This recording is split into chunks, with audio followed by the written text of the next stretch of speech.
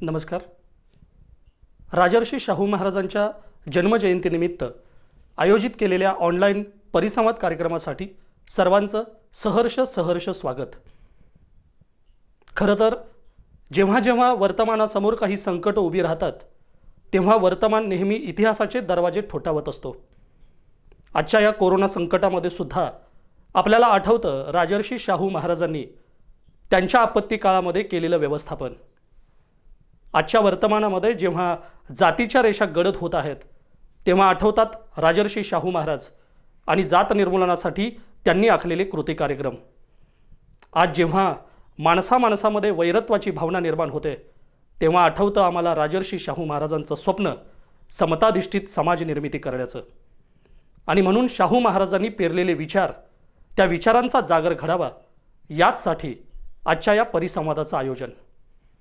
खरं म्हणजे परिसंवाद म्हटलं की आपल्याला आठवतं सभागृह, सभागृहाची रूपरेषा, पुढे बसलेले रसिक श्रोते, प्रतिमा पूजन। पण आजच्या या काळामध्ये माध्यम बदललेलं असलं तरी त्या परिसंवादाचा आशय बदललेला नाही। टीव्हीचा स्क्रीन किंवा मोबाईलचा स्क्रीन हाच असेल आजचा आपला मंच। आपल्या काळजामध्ये कित्येक वर्षापासून ऋतून बसलेली प्रतिमा, राजर्षी शाहू महाराजांची प्रतिमा, हेच असेल आजचं आपलं प्रतिमा पूजन। कारण राजर्षी शाहू महाराजांनी दिलेल्या जाणीवा, त्या जाणीवांचा आशय आणि प्रबोधनाला बळकटी देण्यासाठी या राजर्षी शाहू विचारांचा जागर वारंवार करायला हवा। आणि तोच जागर आज इथं आपण सर्वच जण मिळून करत आहोत। या जागराच्या निमित्तानं राजर्षी शाहू विचार मंच आणि कोल्हापूर आणि सांगली या परिक्षेत्रामध्ये सर्वाधिक लोकप्रिय असलेलं चॅनल यस चॅनल यांच्या वतीने हा परिसंवाद आज आयोजित होतोय। तर या परिसंवादामध्ये महाराष्ट्रातील वेगवेगळ्या स्तरातून काही वक्ते आपलं मत, विचार मंथन या ठिकाणी करणार आहेत। तर या सर्व वक्त्यांचा परिचय, स्वागत, ओळख आणि या परिसंवादाचं प्रास्ताविक व्यक्त करण्यासाठी मी विनंती करतो या संयोजन समितीच्या सदस्या जयश्री देसाई यांना। नमस्कार। जागर शाहू विचारांचा या ऑनलाईन परिसंवादाच्या कार्यक्रमामध्ये उपस्थित तुम्हा सर्वांचं पुन्हा एकदा मनपूर्वक स्वागत। खरं तर भारतात गेल्या 4 महिन्यांपासून कोरोना या विषाणूच्या महामारीनं अक्षरशः थैमान घातलेलं आहे। आणि म्हणूनच दरवर्षी उत्साहात साजरी होणारी शाहू जयंती याही वर्षी तितक्याच उत्साहात साजरी होईल का हे प्रश्नचिन्ह होतं। कारण शाहू जयंती म्हणजे शाहू विचारांच्या प्रबोधनाची जणू पर्वणीच असते। पण यावर्षी मात्र संचारबंदीमुळे श्रोतांना सभागृहांमध्ये उपस्थित राहून शाहू विचार ऐकण्याची संधी मिळण्याची अगदीच शक्यता नव्हती। आणि मग म्हणूनच या प्रबोधनाच्या शृंखलेत कोणताही खंड पडू नये यासाठी ज्या सोशल मीडियाच्या वापरावरून आपण नेहमीच तरुणाईला निशाण्यावर घेत असतो, त्याच सोशल मीडियाच्या माध्यमातून हे शाहू विचारांच्या प्रबोधनाची शृंखला अखंडित सुरू ठेवावी असा विचार आम्ही केला। आणि मग वाचन नसणारी, वाया गेलेली, जबाबदारीची जाणीव नसणारी, गांभीर्य नसणारी अशी अनेक लेबलं लावलेली तरुण पिढी देखील, किंबहुना तरुण पिढीच हे विचारकार्य पुढे घेऊन जाऊ शकेल हाही विचार रुजवावा या उद्देशाने या ऑनलाईन परिसंवादाच्या कार्यक्रमाची संकल्पना अस्तित्वात आली। आणि मग त्यानंतर महाराष्ट्रातील वेगवेगळ्या ठिकाणच्या मित्रमैत्रिणींना या परिसंवादामध्ये सहभागी करून घेण्याची प्रक्रिया सुरू झाली। त्या सर्वांच्या सहमतीने आणि त्या सर्वांच्या सहकार्यानेच या कार्यक्रमाची संकल्पना ही मूर्त स्वरूपात आली आहे।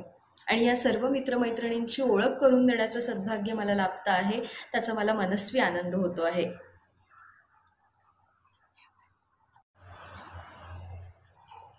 MSc फिजिक्स असणारा कागलचा माझा मित्र प्रदीप बोभाटे हा महाराष्ट्रात एक अभ्यासू वक्ता म्हणून सर्वांना माहीत आहे।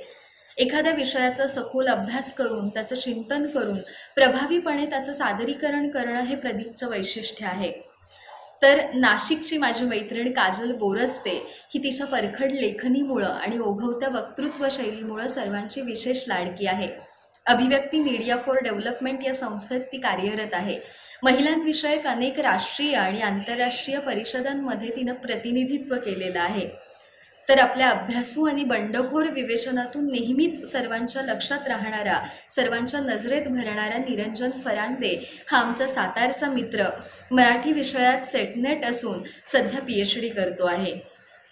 कवी मनाचा, संयत स्वभावाचा, मितभाषी, मुद्द्यांची प्रभावी मांडणी करणारा स्वप्नील इंगोले हा आमचा अकोल्याचा मित्र देखील मराठी विषयात PhD करतो आहे. तर गारगोटी भागातील आमचा विद्रोही मित्र शाहीर रणजित कांबळे हा त्याच्या पहाडी आवाजामुळे महाराष्ट्रभर सर्वांना माहीत आहे. मुख्यमंत्री ग्रामपरिवर्तक म्हणून जरी तो काम करत असला तरी शाहीर ही त्याची पहिली ओळख आहे. या सर्वच मित्रमैत्रिणींनी या परिसंवादामध्ये आपलं मत व्यक्त करण्याची, शाहूंचा विचार मांडण्याची तयारी दर्शवली आणि म्हणूनच तरुणांकरवी हा जागर घडवण्याचं सद्भाग्य आम्हाला लाभतं आहे. या कार्यक्रमाचं स्वागत आणि प्रास्ताविक करण्याची संधी सूत्रधार उमेश सुतार यांनी मला दिली, त्याबद्दल मी खरंच त्यांचं मनस्वी आभार मानते. खूप खूप धन्यवाद जयश्री. परिसंवादातील वक्त्यांची आपण ओळख करून दिलीत आणि एकूणच या परिसंवादाची रूपरेषा आणि संयोजक म्हणून आपली भूमिका आपण या ठिकाणी व्यक्त केलं. खरं तर आजचा काळ हा कोरोना काळ. या कोरोनामुळं अगदी संपूर्ण जग त्रस्त आहे. जिल्हा, शहरे लॉकडाऊन आहेत, गावच्या गावं लॉकडाऊन आहेत. अनेक माणसं, त्यांचा परिवार हा क्वारंटाईन झालेला आहे. पण आठवाना राजर्षी शाहू महाराजांचा काळ. राजर्षी शाहू महाराजांनी केलेलं व्यवस्थापन हे आजही दिशादर्शक आहे. वर्तमानाला तर दिशादर्शक आहेच, पण वर्तमानासोबत भविष्यालाही ते दिशादर्शक आहे. राजर्षी शाहू महाराजांनी आपल्या कृती कार्यक्रमाने गुलामीचं लॉकडाऊन उठवलं आणि जात आणि धर्म यांनी क्वारंटाईन झालेल्या हजारो वर्षापासूनच्या जात आणि धार्मिक बेड्यासुद्धा उठवण्याचं कार्य राजर्षी शाहू महाराजांनी केलं. राजर्षी शाहू महाराजांची आठवण यावी ती याच कारणासाठी आजच्या या कोरोना काळासारखाच अनेक संकटांचा सामना वयाच्या अगदी कमी वर्षी राजर्षी शाहू महाराजांना करावा लागला आणि या संकटातूनच जन्माला आला एक राजर्षी लोकराजा. आणि त्याच राजांचं आपत्ती काळातलं व्यवस्थापन हा विषय घेऊन येत आहेत आजच्या परिसंवादातील पहिले वक्ते श्री प्रदीप बोभाटे आणि त्यांचा विषय साथीचे रोग व आपत्ती काळात राजर्षी शाहूंचे लोक कल्याणकारी प्रशासन. नमस्कार. आज ऑनलाईन पद्धतीच्या माध्यमातून शाहू जयंतीचं आयोजन केलेलं आहे आणि हा ऑनलाईन परिसंवाद ज्यांनी आयोजित केला, ज्यांच्या संयोजनाखाली हा ऑनलाईन परिसंवाद आयोजित केलेला आहे ते म्हणजे महाराष्ट्रातील ख्यातनाम वक्ते माननीय उमेश सुतार, युवराज पाटील आणि उत्तम निवेदिका जयश्री देसाई आणि दत्ता कदम. या सर्वांचे प्रथमतः आभार मानतो आणि यस न्यूजचे सुद्धा आभार मानतो ज्यांनी मला ही फार मोलाची आणि मोठी संधी दिली. मला आज इथं जो चिंतनासाठी विषय दिलाय, ज्या विषयावरती मला माझं भाष्य नोंदवायचं आहे, तो विषय असा आहे साथीचे रोग व आपत्ती काळात राजर्षी शाहूंचे प्रशासन, असा मला विषय दिलाय. याविषयी मी माझं चिंतन काय आहे ते मी आपल्याला सांगू इच्छितो. याच्यावरची माझी मतं काय आहेत ती मतं आपणाला मी सांगू इच्छितो. पहिल्यांदा एक गोष्ट लक्षात घ्या की शाहू कालखंडामध्ये एक वाद हा सगळ्यात जास्त चर्चेला गेला, जिथं तिथं याबद्दल वाचायला मिळतं. तो वाद होता वेदोक्ताचा. म्हणजे मंत्र वेदाचा म्हणावा, म्हणजे वेदोक्त म्हणावा की पुराणोक्त म्हणावा, या संदर्भातला तो फार मोठा वाद होता. पण मला एक गोष्ट नक्की सांगायला आवडेल, तो मंत्र वेदोक्त असावा की पुराणोक्त असावा याच्याशी माझा काही सुद्धा संबंध नाही. पण मग इतकं ठाम विश्वासानं मी इतकं तुम्हाला सांगू शकतो की शाहू महाराजांच्या शब्दाला मंत्राचं सामर्थ्य होतं. याचं कारण काय? याचं कारण असं की ज्या वेळेला शाहू महाराजांचा राज्याभिषेक झाला आणि राज्याभिषेकानंतर अवघ्या 2 वर्षामध्ये 2 मोठ्या आपत्ती आल्या. पैकी एक आपत्ती होती दुष्काळाची आणि जी दुसरी आपत्ती होती ती होती प्लेगची. आता जी प्लेगची आपत्ती होती ती प्लेगची आपत्ती इतकी भयानक आपत्ती होती की याचा किमान आपण अंदाज असा बांधू शकतो की आज या करोनाच्या महामारीमध्ये 4.25 लाख इतकी जगात मृत्युमुखी पडलेल्या माणसांची संख्या आहे. आणि त्या कालखंडामध्ये फक्त मुंबई संस्थानामध्ये या प्लेगच्या साथीनं मेलेल्या माणसांची संख्या होती 9 लाख. यामुळं आपल्याला एक किमान हे समजू शकतं की तो प्लेग किती भयानक होता. ज्या वेळेला महाराजांना हे कळालं की या प्लेगची भयानकता, त्यावेळेला महाराजांनी हजारो अशी पत्रके काढली आणि गावगाड्यातल्या माणसांना हे समजावून सांगितलं की हा प्लेग किती भयानक आहे. आणि त्यांच्या फक्त एका शब्दासाठी अख्खी गावच्या गावं खालसा झाली, शहरं खालसा झाली. गावातली शहरातली माणसं महाराज सांगतील त्या ठिकाणी यायला तयार झाली. हे कधी शक्य होतं? एखाद्या माणसाच्या शब्दाला मंत्राचं सामर्थ्य येतं त्यावेळेला. आणि ते कधी येतं? ते येतं त्याच वेळेला ज्या वेळेला लोक आणि राजा यांच्यामध्ये ज्या वेळेला विश्वासाचा धागा असतो त्याच वेळेला हे साध्य होऊ शकतं. आजच्या कालखंडामध्ये किती सूचना येतात आणि सामान्य लोक किती पाळतात हे याची देही आणि याची डोळे आपण पाहिलेलं आहे. याच्यावरून आपण किमान अंदाज बांधू शकतो की त्या कालखंडामध्ये शाहू महाराजांच्या शब्दाला किती मोठं वलय होतं, किती मोठं वजन होतं. प्लेग आल्याच्या नंतर त्यांच्या एक गोष्ट लक्षात आली की याच्यावर होमिओपॅथीमध्ये उपाय आहे. ज्या वेळेला त्यांच्या हे लक्षात आलं की होमिओपॅथीमध्ये याच्यावर उपाय आहे, त्यावेळेला शाहू महाराजांनी पहिल्यांदा देशातला पहिला सार्वजनिक दवाखाना त्यांनी तयार केला, कोटी तीर्थ या ठिकाणी. दोस्तांनो, एखाद्या माणसाची बुद्धी किती चालत असते पहा. आणि ज्या वेळेला त्याच्यावर लस आली त्यावेळेला लोकांच्या मनामध्ये रूढी होत्या, कर्मकांड होतं, या सगळ्या गोष्टी होत्या आणि याच्यातून लोक लस टोचून घ्यायचे नाहीत. म्हणून राजांनी स्वतःहून लस स्वतःला टोचून घेतलेली होती. ज्या वेळेला त्यांनी स्वतःला लस टोचली त्यावेळेला या समाजातली कित्येक माणसं पुढे आली आणि त्यांनी स्वतःहून स्वतःला लस टोचून घेतली. म्हणजे हा राजा पहिल्यांदा स्वतःला ते सगळे नियम लावू पाहत होता, स्वतःहून सगळं आचरणात आणत होता आणि मग ते लोकांना सांगत होता. आज समाजामध्ये एका बाजूला आपण विचार करायला लागलो किंवा सध्याची वर्तमान अवस्था आपण डोळ्यांनी पाहिली तर आपल्या एक गोष्ट नक्की लक्षात येईल. ती गोष्ट कोणती आहे? ती गोष्ट ही आहे की जिथं तिथं जो तो माणूस व्यासपीठावर उभा असतो, तो उभा असलेला माणूस किंवा लिहिणारा माणूस हा फक्त एक बाब लिहित असतो की आम्हाला व्यवस्था बदलायची आहे, आम्हाला व्यवस्था बदलायची आहे. म्हणजे व्यवस्था बदलण्याच्या वल्गना आपल्याला सगळीकडे बघायला मिळतात, पण अवस्था समजून घेण्याची मानसिकता किती जणांची? शाहू महाराज हे अनुभूतीतून घडत गेलेले होते. शाहू महाराजांनी अख्खा गावगाडा घोड्यानिशी पालता घातलेला होता. त्यांना संस्थानातली कित्येक गावं त्यांनी स्वतःहून जवळून पाहिलेली होती. त्यामुळे त्यांना लोकांच्या समस्या माहिती होत्या. त्यामुळे त्या समस्या जाणून घेऊन त्या माणसानं उपाय योजलेले होते. म्हणून तो उत्तम प्रशासनाचा नमुना झालेला होता. शाहू महाराजांच्या कालखंडातली आणखीन एक बाब तो म्हणजे भयानक असा दुष्काळ पडलेला होता. आणि या भयानक अशा दुष्काळाचं इतकं संकट आलेलं असताना सुद्धा हा माणूस खचला नाही. अवघं 22-23 वर्षाचं वय होतं, पण आमचा राजा खचला नाही. त्या दुष्काळाला सुद्धा सामोरा गेला. निसर्ग निर्मित इतकी मोठी आपत्ती आलेली असताना माणसांचे उपाय इथं लागू पडतील की नाही अशा अनेक समस्या कित्येकांच्या मनामध्ये होत्या. पण आमचा राजा एक पाऊल सुद्धा पाठीमागे आला नाही. पहिल्यांदा त्या माणसानं लक्ष केंद्रित केलेलं होतं धान्यावर. धान्य सगळं संपायला लागलं, संस्थानातलं धान्य संपायला लागलं. व्यापाऱ्यांनी सगळं धान्य गोदामामध्ये नेऊन ठेवलं. दर आपोआपच वाढायला लागले. महाराजांनी एक शक्कल अशी लढवली. व्यापाऱ्यांना सांगितलं की तुम्ही ज्या किमतीमध्ये धान्य विकत घेतले त्याच किमतीमध्ये ह्या माणसांना द्या तुम्ही. मग व्यापाऱ्यांचा तोटा व्हायला लागला. ज्यावेळेला व्यापाऱ्यांचा तोटा व्हायला लागला त्यावेळेला शाहू महाराज पुढे झाले आणि सांगितलं या संस्थानामधले पैसे तुम्हाला दिले जातील, पण तुम्ही ज्या किमतीला हे धान्य घेताय त्याच किमतीला प्रत्येक नागरिकाला हे धान्य तुम्ही देत चला. शाहू महाराजांची गोष्ट त्यांना पटली आणि सगळ्या व्यापाऱ्यांनी मिळून जिथं शक्य आहे तिथं स्वस्त धान्याची दुकानं उभा केली. पर्यायानं प्रत्येक माणसाला धान्य मिळू लागलं. तरी सुद्धा अचानक ही आपत्ती पुढे अशीच वाढत राहिली तर इथं या संस्थानामध्ये धान्याचा तुटवडा पडू नये म्हणून शाहू महाराजांनी म्हैसूरच्या महाराजांना कळवलं आणि त्यांच्याकडून धान्य मागवून घेतलं आणि ब्रिटिश सरकारकडून सुद्धा धान्य मागवून घेतलं. पर्यायानं धान्याचा प्रश्न सुटला आणि हे फार चांगलं प्रशासन काम करत होतं याचा हा सुद्धा एक नमुना होता. दुसरा प्रश्न फार महत्वाचा होता पाण्याचा. पाणी मुळात आत्ता सध्याच्या कालखंडामध्ये टँकरच्या माध्यमातून आपण पाणी पोचवू शकतो, पण त्यावेळेला रस्ते नव्हते, टँकर उपलब्ध नव्हते. मग पाणी पोचवायचं कसं असा फार मोठा आणि भयंकर असा प्रश्न होता. शाहू महाराजांनी त्यावेळेला एक युक्ती अशी लढवली की जुने जे काही विहिरी असतील, तलाव असतील, नदी नाले असतील, शाहू महाराजांनी सांगितलं की हे नदी नाले तुम्ही खोदायला लागा, तुम्ही श्रम करा, पण त्याचे पैसे तुम्हाला या संस्थानातून दिले जातील.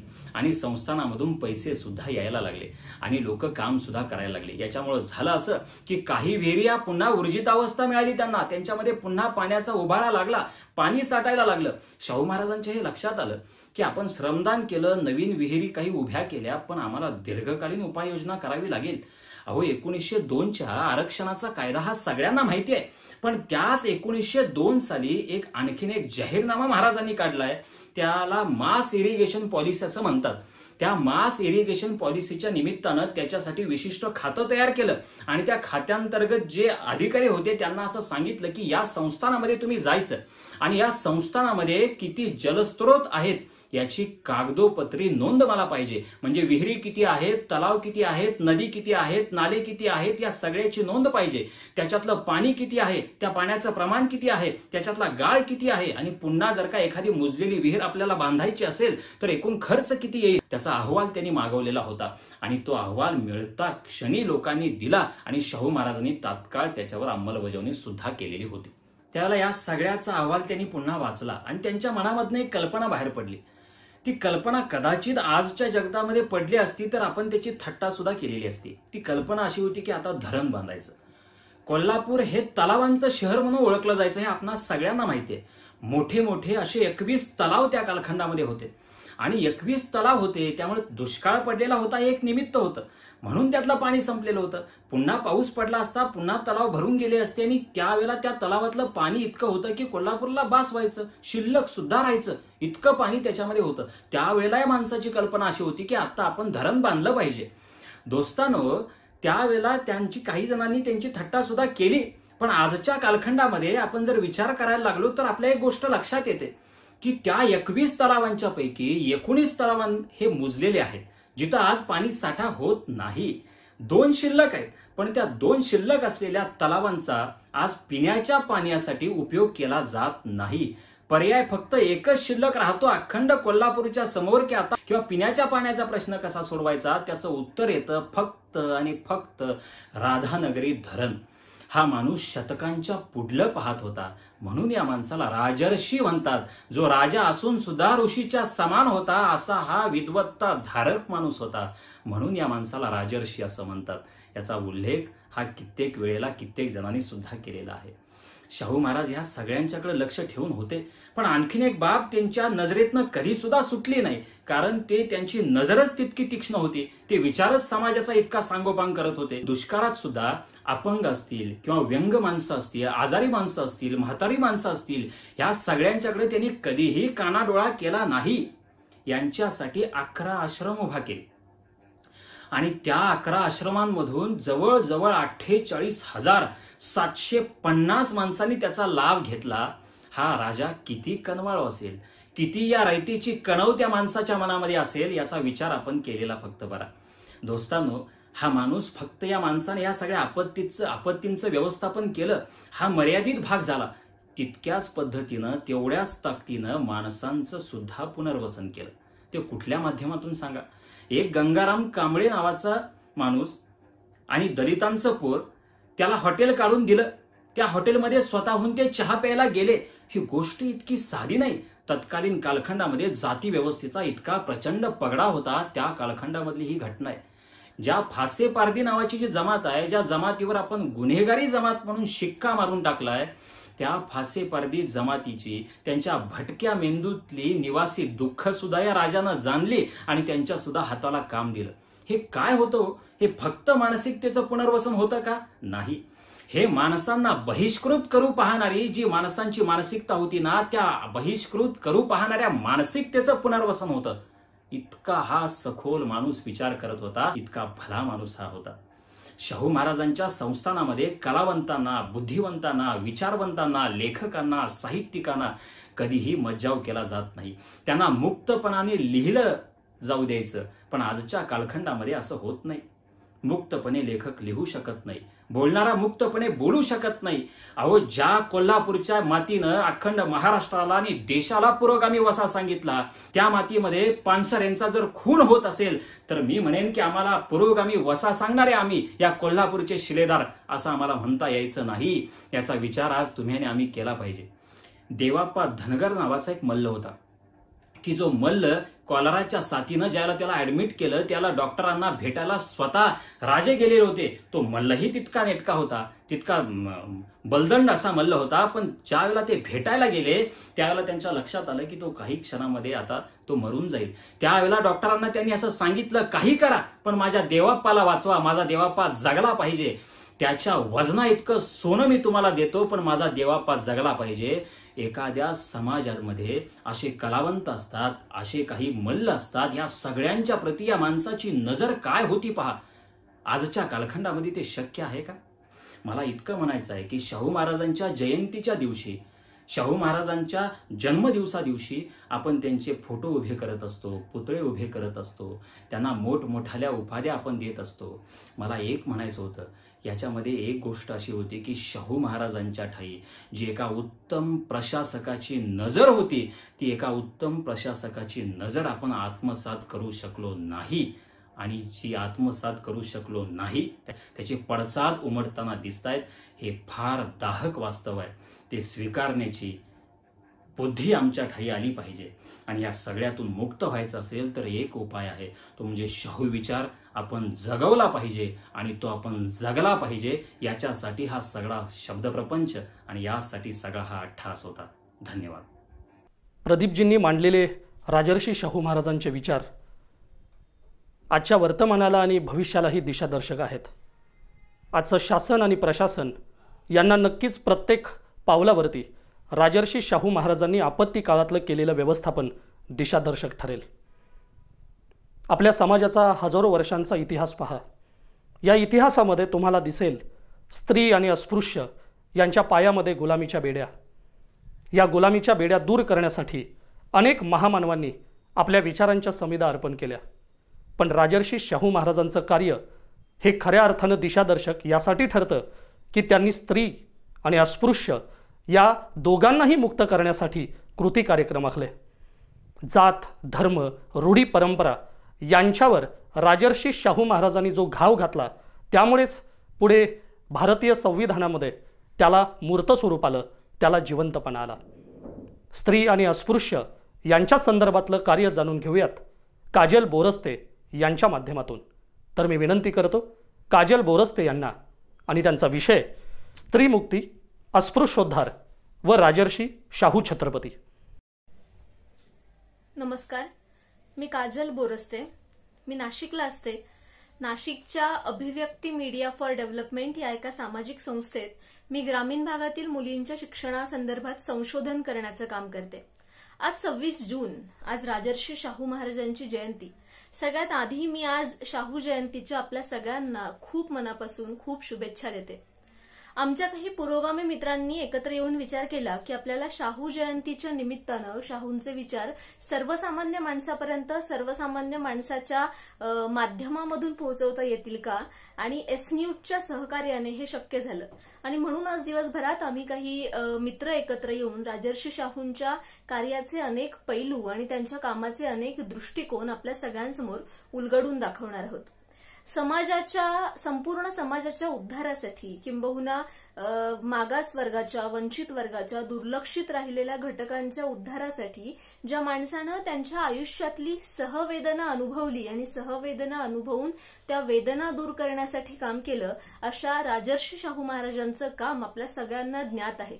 आपण सगळे आतापर्यंत ते काम पुढे नेण्याचा प्रयत्न करतो आहोत. आपण आतापर्यंत त्यांचं काम अभ्यासतो सुद्धा आहोत.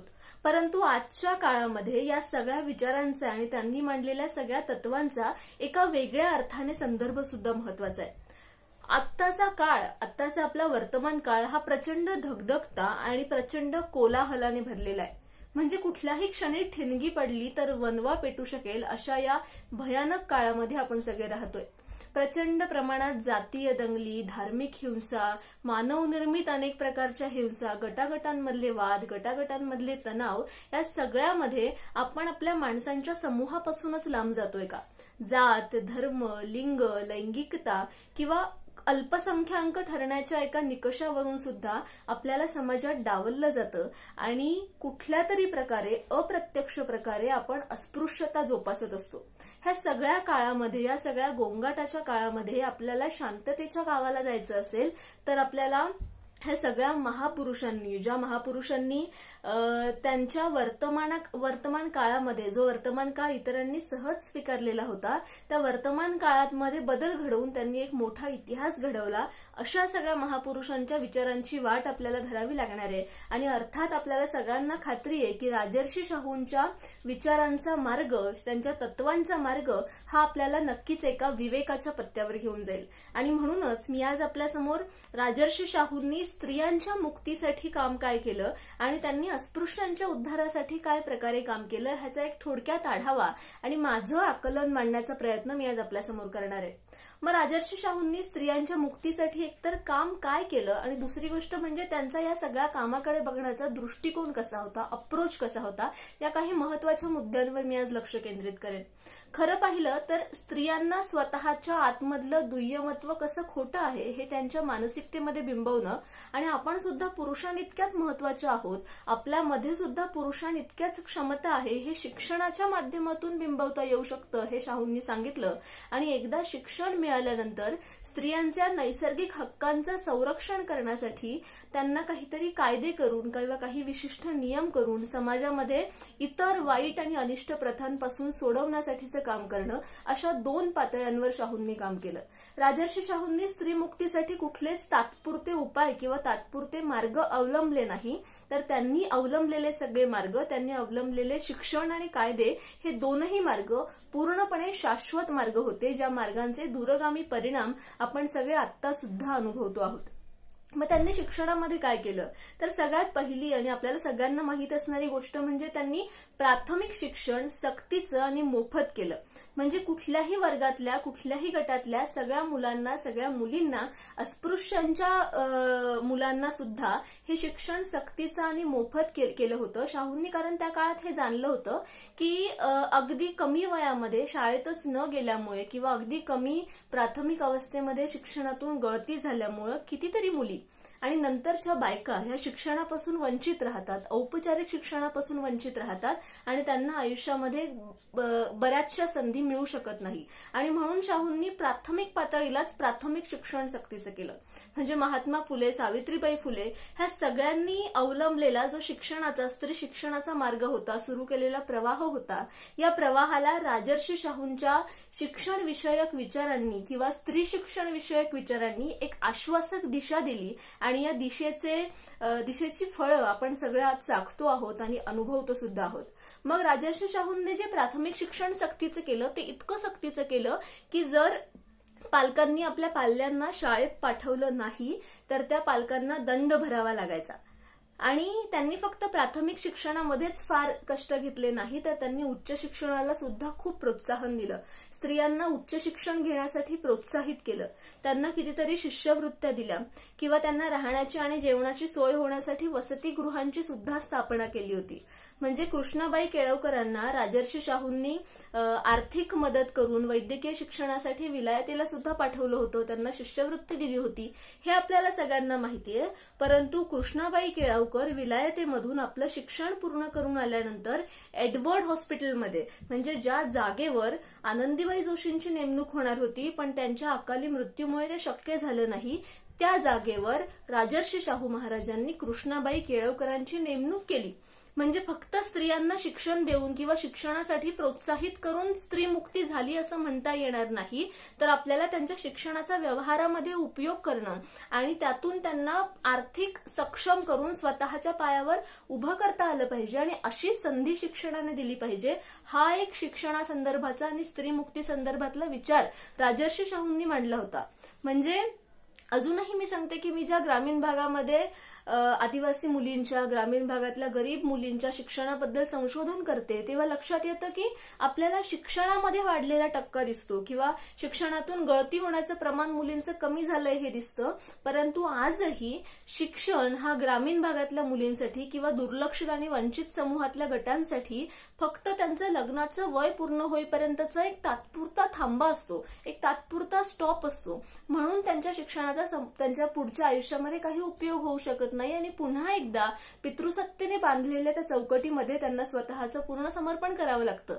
पण राजर्षी शाहूंचा स्त्रियांना शिक्षणामधून सक्षम करण्याचा, त्यांना शिक्षणातून मोठं करण्याचा हा जो विचार होता, मला असं वाटतं हा स्त्रीमुक्तीचा एक शाश्वत विचार होता, जो आपल्या सगळ्यांना आत्ताच्या काळामध्ये सुद्धा अवलंब करण्याची गरज आहे. स्त्रियांच्या शिक्षणासाठी काम करून राजर्षी शाहूंनी स्त्रियांना शिक्षणाच्या मुख्य प्रवाहामध्ये जरी आणलं असलं तरी सुद्धा त्या काळामधले अस्तित्वात असलेल्या अनिष्ट रूढी आणि परंपरांनी स्त्रियांना एका वाईट आणि अन्यायाच्या कोंडीमध्ये पकडलेलं होतं आणि त्या कोंडीतून बाहेर येण्यासाठी आणि संपूर्ण स्त्रीमुक्ती होण्यासाठी त्यांना स्त्रियांचे नैसर्गिक हक्क सुरक्षित करण्यासाठी किंवा स्त्रियांना आपल्या अधिकारांची जाणीव करून देण्यासाठी काही कायदे करण्याची गरज होती. आणि राजर्षी शाहूंनी केलेले काही खूप महत्वाचे कायदे रुजलेल्या पितृसत्ताक समाजाला, रुजलेल्या जाती व्यवस्थेला मोठ्या प्रमाणात धक्का देणारे होते. 1917च्या जुलै महिन्यात त्यांनी केलेला एक महत्वाचा कायदा म्हणजे विधवांच्या पुनर्विवाहाचा कायदा.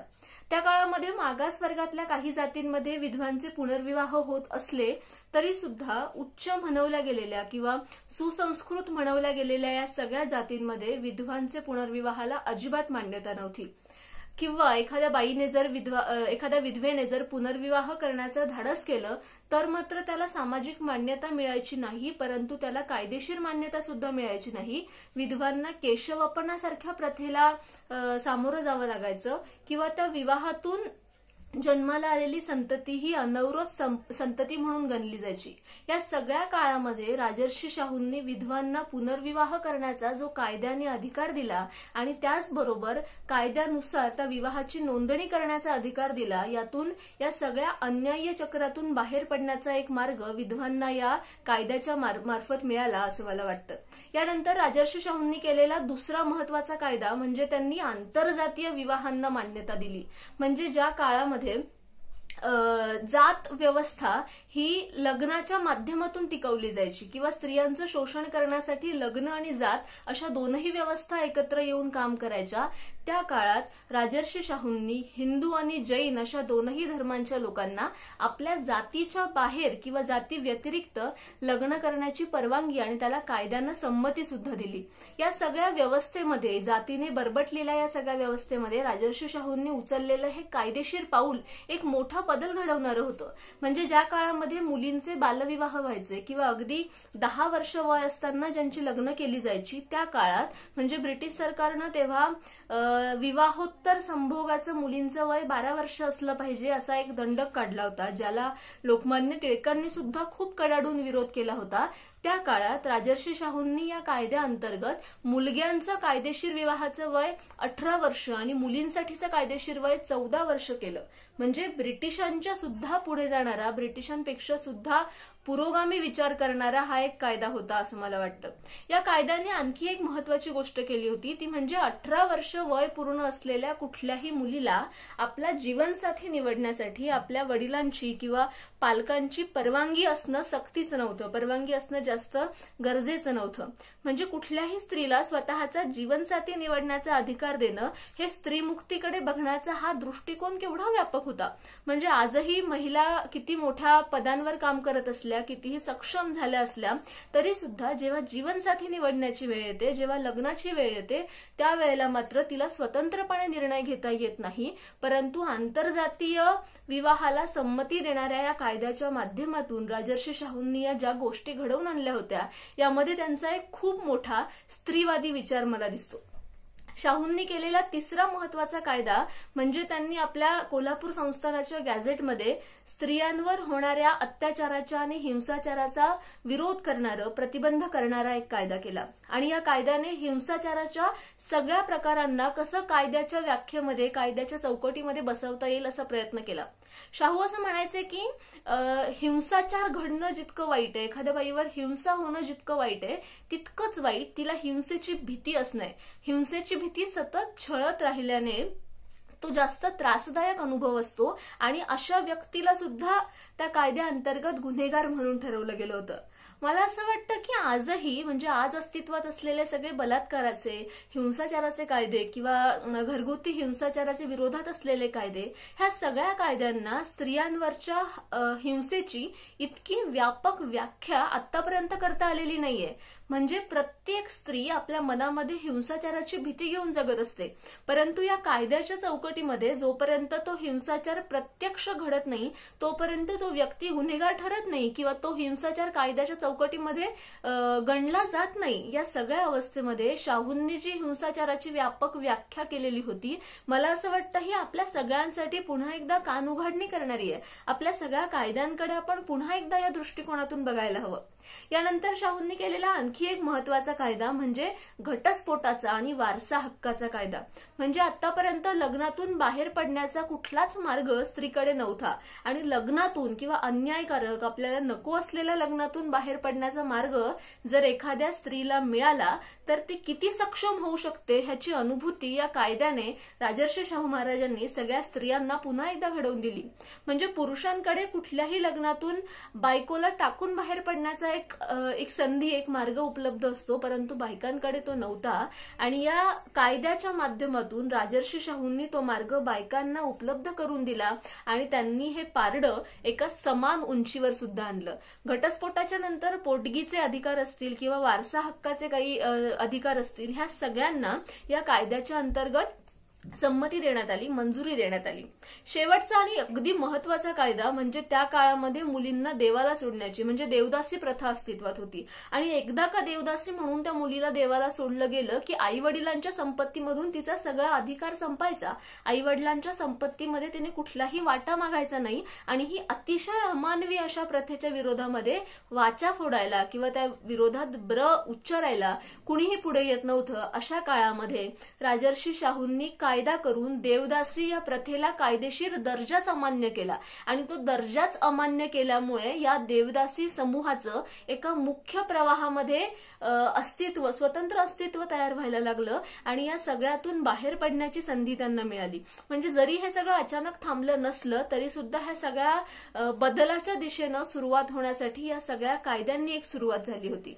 म्हणजे राजर्षी शाहूंनी जे कायदे केले किंवा त्यांनी जे नियम आणि दंडक केले त्यातून सगळ्या स्त्रियांवरचे अत्याचार थांबले किंवा हिंसा कमी झाली असं मी अजिबात म्हणत नाही किंवा कुणीच म्हणू शकणार नाही. किंबहुना आजही कुठल्या कायद्यांना ते करणं शक्य झालेलं नाही. परंतु त्या काळात ज्या काळामध्ये ब्रिटिश सरकार स्त्रियांच्या सुरक्षिततेसाठी कुठलेच कायदे करून परंपरावाद्यांचा रोष ओढवून घेऊ इच्छित नव्हतं आणि या स्त्रियांच्या मुद्द्यांकडे, अस्पृश्यांच्या मुद्द्यांकडे त्या काळचं ब्रिटिश सरकार लक्ष देत नव्हतं, त्या काळामध्ये राजर्षी शाहूंनी अशा प्रकारचे कायदे करणं, अशा प्रकारच्या शिक्षण विषयक तरतुदी करणं हे आपल्यासाठी खूप महत्वाचं आहे. हे समजून घेणं खूप महत्वाचं आहे आणि या तरतुदी करून त्यांचा यशस्वी अंमल करून त्यांनी सामाजिक क्रांतीला, एका वेगळ्या सामाजिकीकरणाला सुरुवात केली. ह्या सगळ्याची आपण आठवण ठेवली पाहिजे. म्हणजे राजर्षी शाहूंनी हे सगळे नियम आणि हे सगळे कायदे फक्त जनतेसाठी किंवा फक्त रयतेसाठी केले नाही, तर त्यांनी स्वतःच्या कृतीमधून सुद्धा याचा एक वेगळा दंडक घालून दिला. म्हणजे त्यांनी स्वतःच्या मुलीचा आंतरजातीय विवाह घडवून आणला किंवा स्वतःच्या विधवा सुनेला शिक्षण देऊन तिला आर्थिकदृष्ट्या सक्षम करण्यासाठी प्रयत्न केले. म्हणजे राजा कसा असला पाहिजे तर ह्याचं एक उत्तम उदाहरण म्हणजे राजर्षी शाहू महाराज आपल्याला दिसतात. ज्या राजाने आपल्याकडे असलेल्या अधिकारातून फक्त रयतेसाठी नियम करणं, रयतेसाठी कायदे करणं आणि राज्य करणं हे महत्वाचं नाही, तर या राजाने आपल्या कृतीमधून जो दंडक घालून दिला. कारण राजाचं अनुकरण प्रजा करत असते. यथा राजा तथा प्रजा या न्यायानं राजाची प्रत्येक कृती ही प्रजेसाठी अनुकरणीय आणि आदर्श अशी ठरत असते. आणि शाहू महाराजांनी जे जे विचार त्यांच्या कामातून मांडले, जे जे विचार त्यांच्या शिक्षण विषयक किंवा त्यांच्या कायद्याविषयक कामामधून मांडले, ते सगळे विचार त्यांनी स्वतःच्या आयुष्यामध्ये आणि स्वतःच्या कृतीमधून सुद्धा लोकांना दाखवून दिले. जसं मी म्हणाली की स्त्रिया आणि अस्पृश्य या दोनही वर्गांच्या कामाचा विचार करताना जर पाहिलं तर सामाजिक उतरंडीमध्ये हे दोनही घटक जरी निकष वेगवेगळे असले तरी सुद्धा सामाजिक उतरंडीमध्ये, सामाजिक त्रिकोणामध्ये सगळ्यात खाली येणारे असे शोषित आणि वंचित घटक आहेत. आणि या दोनही घटकांसाठी शाहूंनी शिक्षण आणि कायदेशीर असे दोनही मार्ग अवलंबून त्यांच्या उद्धारासाठी आणि मुक्तीसाठी काम केलं. इंग्रजीमध्ये फार सुंदर म्हटलंय की the object of the government is not the glory of rulers or the races but the happiness of common man.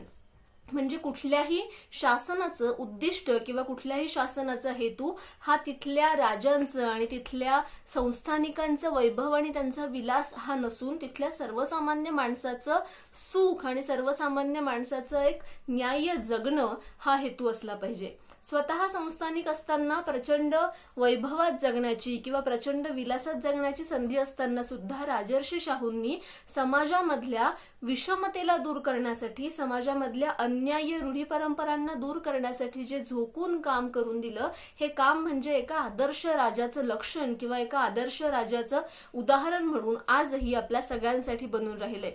अस्पृश्यांचा उद्धार करणं किंवा अस्पृश्यांना न्याय मिळवून देणं हे राजर्षी शाहूंच्या सगळ्या कार्याचं एक प्राथमिक उद्दिष्ट राहिलेलं होतं. म्हणजे यासाठी सुद्धा त्यांनी शिक्षणाचा मार्ग अवलंबला. त्यांनी अस्पृश्यांसाठी प्राथमिक शिक्षण सक्तीचं आणि मोफत केलं होतं. अस्पृश्यांसाठी त्या काळी वेगळ्या शाळा असायच्या, पण सगळ्यात आधी राजर्षी शाहूंनी त्या वेगळ्या शाळा बंद केल्या. म्हणजे एकीकडे शाहूंचं म्हणणं असं होतं की अस्पृश्यांना शिक्षणाच्या प्रवाहात आणण्यासाठी किंवा नोकरीच्या प्रवाहामध्ये आणण्यासाठी त्यांना काही राखीव जागांची तरतूद असली पाहिजे, परंतु त्याच वेळेला राखीव जागांची तरतूद करत असताना सुद्धा अस्पृश्यांसाठी स्वतंत्र असलेल्या शाळा जेव्हा शाहू बंद करवतात आणि त्यांना मुख्य शाळांमध्ये प्रवेश करवतात किंवा व्हिक्टोरिया हॉस्टेलमध्ये, व्हिक्टोरिया वसतिगृह जे मराठा विद्यार्थ्यांसाठी बांधलं होतं, तिथे त्यांनी अस्पृश्यांची राहण्याची सोय केली. ह्या सगळ्या ह्याच्यामध्ये शाहूंच्या ह्या दोनही कृती मला खूप प्रतिकात्मक वाटतात. म्हणजे एकीकडे एका वंचित घटकाला, एका अस्पृश्य घटकाला मुख्य प्रवाहामध्ये येण्यासाठी जागा निर्माण करून द्यायची, परंतु त्याच वेळेला त्यांचं समांतर अस्तित्व नाकारायचं. मला असं वाटतं आजही आपल्याला शोषित आणि वंचित समूहांना मुख्य प्रवाहात आणायचं असेल, त्यांचा विकास करायचा असेल तर आपल्याला त्यांच्यासाठीची समांतर व्यवस्था नाकारली पाहिजे आणि मुख्य प्रवाहामध्ये त्यांची जागा निर्माण होण्यासाठी आपल्याला काही प्रयत्न करावे लागतील, काही जाणीवपूर्वक प्रयत्न करावे लागतील. आणि राजर्षी शाहूंनी अस्पृश्यांना शिक्षणात आणण्यासाठी, अस्पृश्यांना सार्वजनिक व्यवहारामध्ये आणण्यासाठी, अस्पृश्यांना नोकऱ्यांमध्ये आणण्यासाठी सुद्धा मुख्य प्रवाहाकडे जाणारे सगळे मार्ग अवलंबले होते. आणि म्हणून त्यांच्या कार्याचा हा एक दृष्टिकोन हा मला खूप महत्वाचा आणि आजच्या काळामध्ये खूप संदर्भ असलेला असा वाटतो. अस्पृश्यांच्या उद्धारासाठी राजर्षी शाहूंनी काय काम केलं? म्हणजे शेक्सपियर जरी म्हणाला असला की नावात काय आहे, तरी सुद्धा भारतीय परिप्रेक्ष्यामध्ये नावात खूप काही आहे. जिथे माणसाचं आडनाव बघून त्याची जात ओळखली जाते आणि त्याच्यावरून त्याच्याशी कसं वागायचं किंवा त्याला काय दर्जा द्यायचा हे ठरवलं जातं, अशा काळामध्ये राजर्षी शाहूंनी अस्पृश्यांची आडनावच बदलली. म्हणजे अस्पृश्यांना मराठ्यांची किंवा ब्राह्मणांची आडनावं दिली. म्हणजे वरवर पाहता आपल्याला ही खूप साधी गोष्ट वाटू शकते, परंतु त्या काळामध्ये जातीच्या पायावर किंवा जातीच्या आधारावर उभा असलेला मोठाच्या मोठा अन्यायकारक समाजाचा डोलारा हा एका छोट्याशा कृतीने हादरला होता. आणि त्या सगळ्या जातीवर आधारित अन्याय व्यवस्थेला या छोट्याशा कृतीनं, शाहूंच्या या छोट्याशा कृतीनं एक मोठा धक्का सुद्धा बसला होता. अस्पृश्यांच्या उद्धारासाठी शाहूंनी जे काम केलं, म्हणजे शाहूंनी नोकऱ्यांमध्ये आरक्षण सुद्धा दिलं. 50% आरक्षण नोकऱ्यांमध्ये मिळालं पाहिजे. पण त्याच वेळेला त्यांनी गंगाराम कांबळेला स्वतःचा व्यवसाय सुरू करण्यासाठी, हॉटेल सुरू करण्यासाठी काही आर्थिक सहाय्य केलं हे आपल्या सगळ्यांना माहिती आहे. परंतु ते हॉटेल सुरू झाल्यानंतर शहराच्या मध्यवर्ती भागामध्ये असलेल्या त्या हॉटेलमध्ये जाऊन जेव्हा शाहू चहा प्यायचे किंवा काहीतरी खायचे, त्यावेळेला पुन्हा एकदा राजाची ती कृती ही सगळ्या प्रजेसाठी अनुकरणीय आणि आदर्श ठरायची. म्हणजे राजर्षी शाहूंनी अस्पृश्यता फक्त कायद्यांनी किंवा नियमांनी काढण्याचा प्रयत्न केला नाही, तर आपल्या सगळ्यांच्या विचारांवर बसलेला अस्पृश्यतेचा मैला दूर करण्यासाठी सुद्धा त्यांनी खूप मोठं काम केलं. म्हणजे त्यांनी स्पृश्य अस्पृश्यांच्या एकत्र जेवणाच्या पंगती घडवून आणल्या किंवा शाळा, दवाखाने किंवा सार्वजनिक इमारती अशा काही ठिकाणी अस्पृश्यांना प्रवेश नाकारलेला होता, हा प्रवेश त्यांनी मिळवून दिला. कोल्हापूरच्या भवानी मंदिरामध्ये अस्पृश्यांना प्रवेश नाकारला होता, तिथे त्यांनी हा प्रवेश मिळवून दिला. म्हणजे ह्या सगळ्या शाहूंनी केलेल्या ह्या सगळ्या प्रतिकात्मक गोष्टी आहेत, ज्या गोष्टींमधून त्यांचा ह्या सगळ्या कामाकडे बघण्याचा दृष्टिकोन दिसतो, या सगळ्या कामाकडे बघण्याचा अप्रोच दिसतो. आणि या सगळ्यातून एक समतेवर आधारलेला, एक सामाजिक न्यायाच्या संकल्पनेवर आधारलेला, लोकशाहीच्या संकल्पनेवर आधारलेला समाज तयार व्हावा असा त्यांनी प्रयत्न केला. म्हणजे फक्त कोल्हापूर संस्थानासाठीच नाही, तर कोल्हापूर संस्थानासोबत संपूर्ण महाराष्ट्र आणि त्यानंतर संपूर्ण देशाच्या उद्धारासाठी या माणसानं मोठं काम केलं. जसं मी म्हणाले की जात या एका निकषामुळे मागासलेले असलेले आणि दुसरीकडे स्त्रिया म्हणजे लिंगाच्या निकषामुळे सामाजिक उतरंडीमध्ये सगळ्यात खाली असलेले असे दोनही बाजूंनी वंचित म्हणवले गेलेले किंवा ऑप्रेस्ड म्हणवले गेलेले हे दोनही घटक आहेत. परंतु जातीचा विषय असू देत, धर्माचा विषय असू देत, लिंगाचा असू देत किंवा कुठलाही सामाजिक विषय असू देत, हे कुठलेच विषय एकटे किंवा सुटे नसतात. हे सगळे विषय एकमेकांमध्ये गुंतलेले असतात आणि ह्यांच्यामधला हा जो प्रचंड गुंता आहे हा समजून घेण्यास इतकं आपल्या सगळ्यांना अवघड आहे. परंतु ह्या सगळ्या विषयांकडे जर आपल्याला सोडवण्याचा मार्ग म्हणून बघायचं असेल तर एकेका विषयाला घेऊन एकटं काम करून चालणार नाही, तर आपल्याला ह्या सगळ्या पातळ्यांवर, ह्या सगळ्या विषयांवर समांतर रीतीने काम करावं लागेल, तरच कुठेतरी सामाजिक क्रांती घडून येईल. ह्यांच्यामधला अंतःसंबंध समजून घेणं गरजेचं आहे, ज्याला इंग्रजीमध्ये इंटरसेक्शनल अप्रोच असं म्हणतात. राजर्षी शाहूंच्या सगळ्या कामामध्ये, त्यांनी आतापर्यंत केलेल्या सगळ्या प्रकारच्या आणि सगळ्या पद्धतींच्या कामामध्ये आपल्याला हा इंटरसेक्शनल अप्रोच दिसून येतो. आणि एकसंध समाजाच्या निर्मितीसाठी, समाजातले हे सगळे अनिष्ट प्रकार थांबवण्यासाठी त्यांनी केलेलं काम हे आपल्या सगळ्यांना, आपल्या सगळ्यांच्या पुढच्या काळाला, आपल्या येणाऱ्या कितीतरी पिढ्यांच्या भविष्याला सुद्धा दिशा देणार आहे.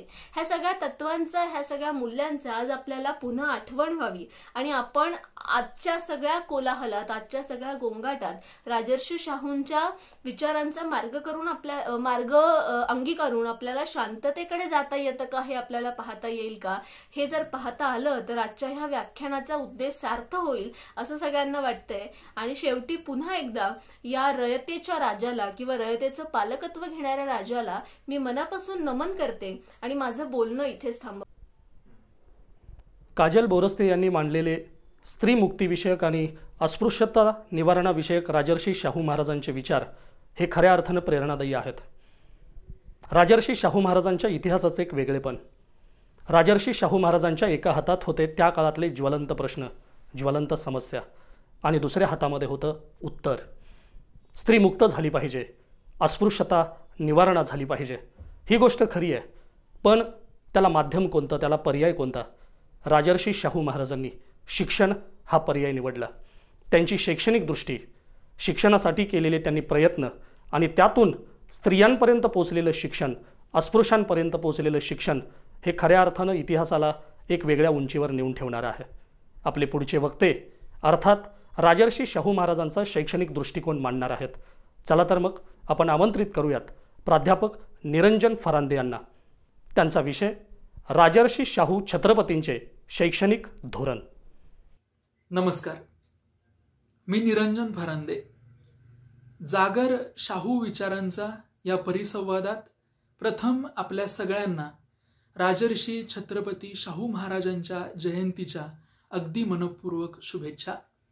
माणूस असूनही माणूसपणाला मुकलेल्या लोकांना त्यांचं हरवलेलं मानव्याचं सिंहासन परत मिळवून देण्यासाठी स्वतःचं सिंहासन पणाला लावणारा राजा म्हणजे राजर्षी शाहू महाराज.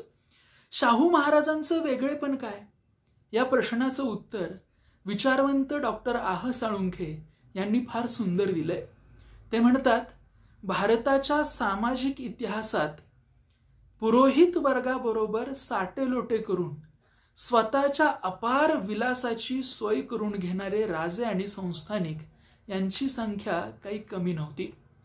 बलवंतांच्या बरोबर हातमिळवणी करून बलहीनांना चिरडण्याचा मार्ग सुखाचाही असतो आणि तणावरहितही. पण राजर्षी शाहू महाराजांनी अत्यंत जाणीवपूर्वक हा मार्ग नाकारला. बलवंतांच्या बरोबर हातमिळवणी करून स्वतःचं राजेपण जपण्याऐवजी बलहीनांच्या मांडीला मांडी लावून उभं राहण्याचा त्यांनी घेतलेला निर्णय हा भारताच्या सामाजिक इतिहासातील एक देदीप्यमान आणि अपवादात्मक असा क्षण होता. सामाजिक न्याय जगणाऱ्यालाच सामाजिक न्यायाविषयी बोलण्याचा अधिकार असतो हे राजर्षी शाहू महाराजांनी दाखवून दिलं होतं. अस्पृश्यता निवारण, प्राथमिक आणि सक्तीचं मोफत शिक्षण, वसतिगृहांची चळवळ, दुष्काळ आणि साथीच्या रोगावर केलेली मात, आरक्षणाचा प्रश्न, मुलींच्या शिक्षणाचा प्रश्न, आंतरजातीय विवाहासाठी कायदा, अगदी वंचित घटकांच्या मध्ये पारधी समाजाच्या साठी सुद्धा पुनर्वसनाचे प्रयत्न, या सगळ्या गोष्टी शाहू महाराजांनी केल्या. म्हणजे मानवी जीवन उन्नत करणारं प्रत्येक क्षेत्र शाहू महाराजांनी हाताळलं.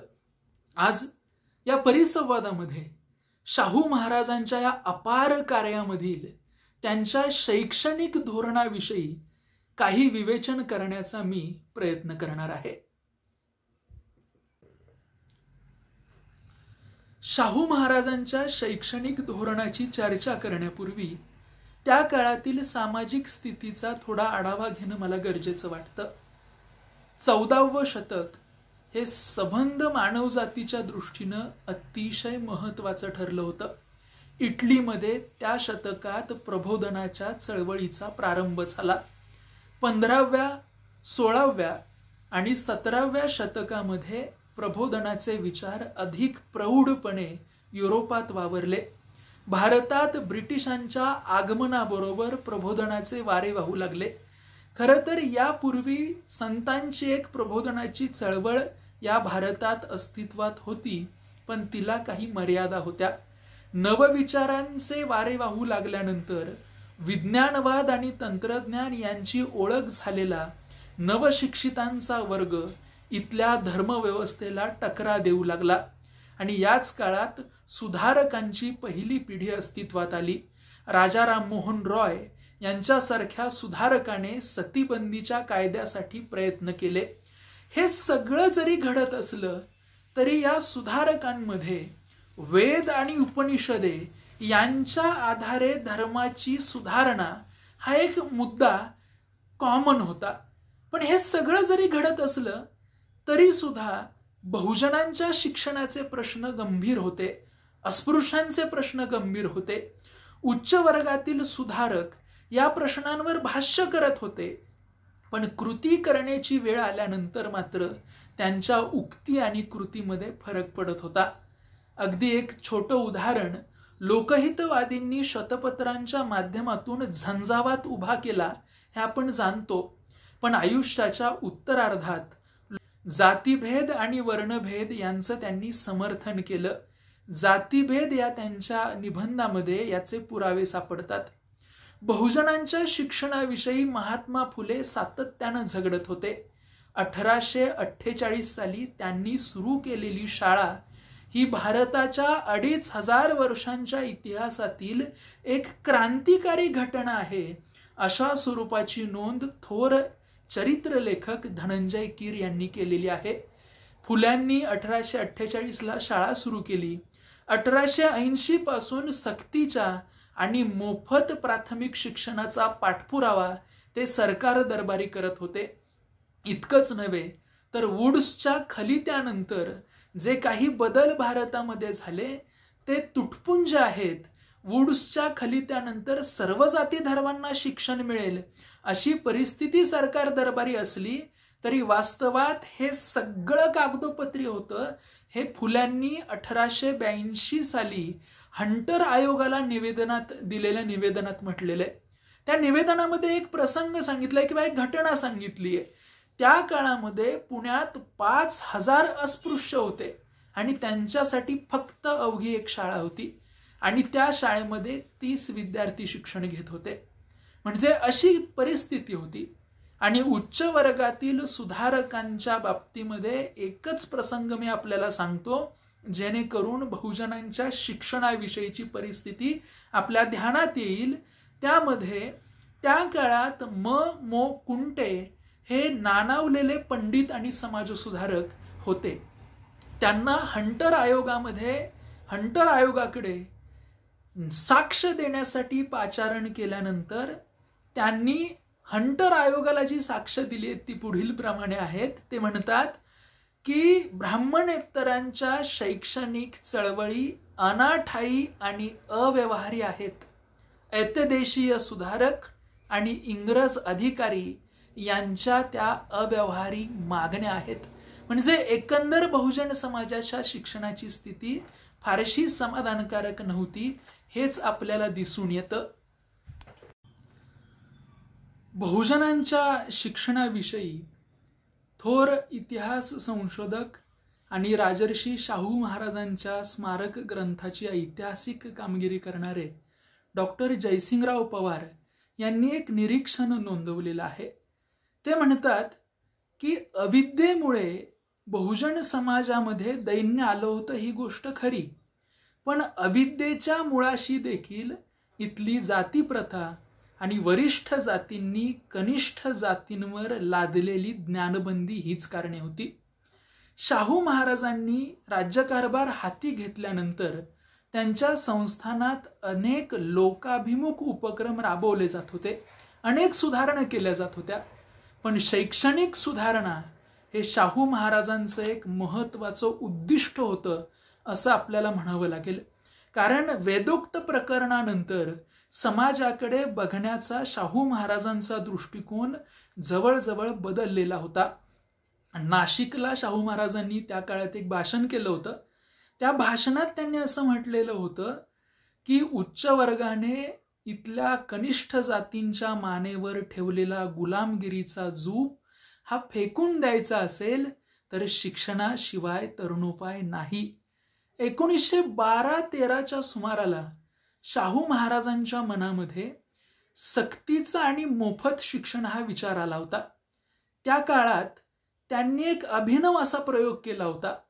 गावोगावी शाळा काढायच्या आणि शाळा काढल्यानंतर त्या शाळांमध्ये वतनी शिक्षक नेमायचा. पण हा प्रयोग काही यशस्वी झाला नाही. पण पुढे 30 सप्टेंबर 1917 साली शाहू महाराजांनी एक ऐतिहासिक निर्णय घेतला आणि तो निर्णय म्हणजे सक्तीचं आणि मोफत प्राथमिक शिक्षण त्यांनी करवीर संस्थानामध्ये सुरू केलं. त्या काळात करवीर संस्थानात शिक्षण घेत असलेल्या सर्व विद्यार्थ्यांची फी माफ करण्यात आली होती. हे शिक्षणाचं एक महत्वाचं कार्य हाती घेतल्यानंतर हे राबवायचं कसं हा एक मोठा प्रश्न शाहू महाराजांच्या समोर होता. शाहू महाराजांनी 80,000 रुपये स्वतःच्या दरबारातून आणि 20,000 रुपये हे देवस्थानच्या पैशातून अशी 1,00,000 रुपयाची तरतूद त्या काळी सक्तीच्या आणि मोफत प्राथमिक शिक्षणासाठी केलेली होती.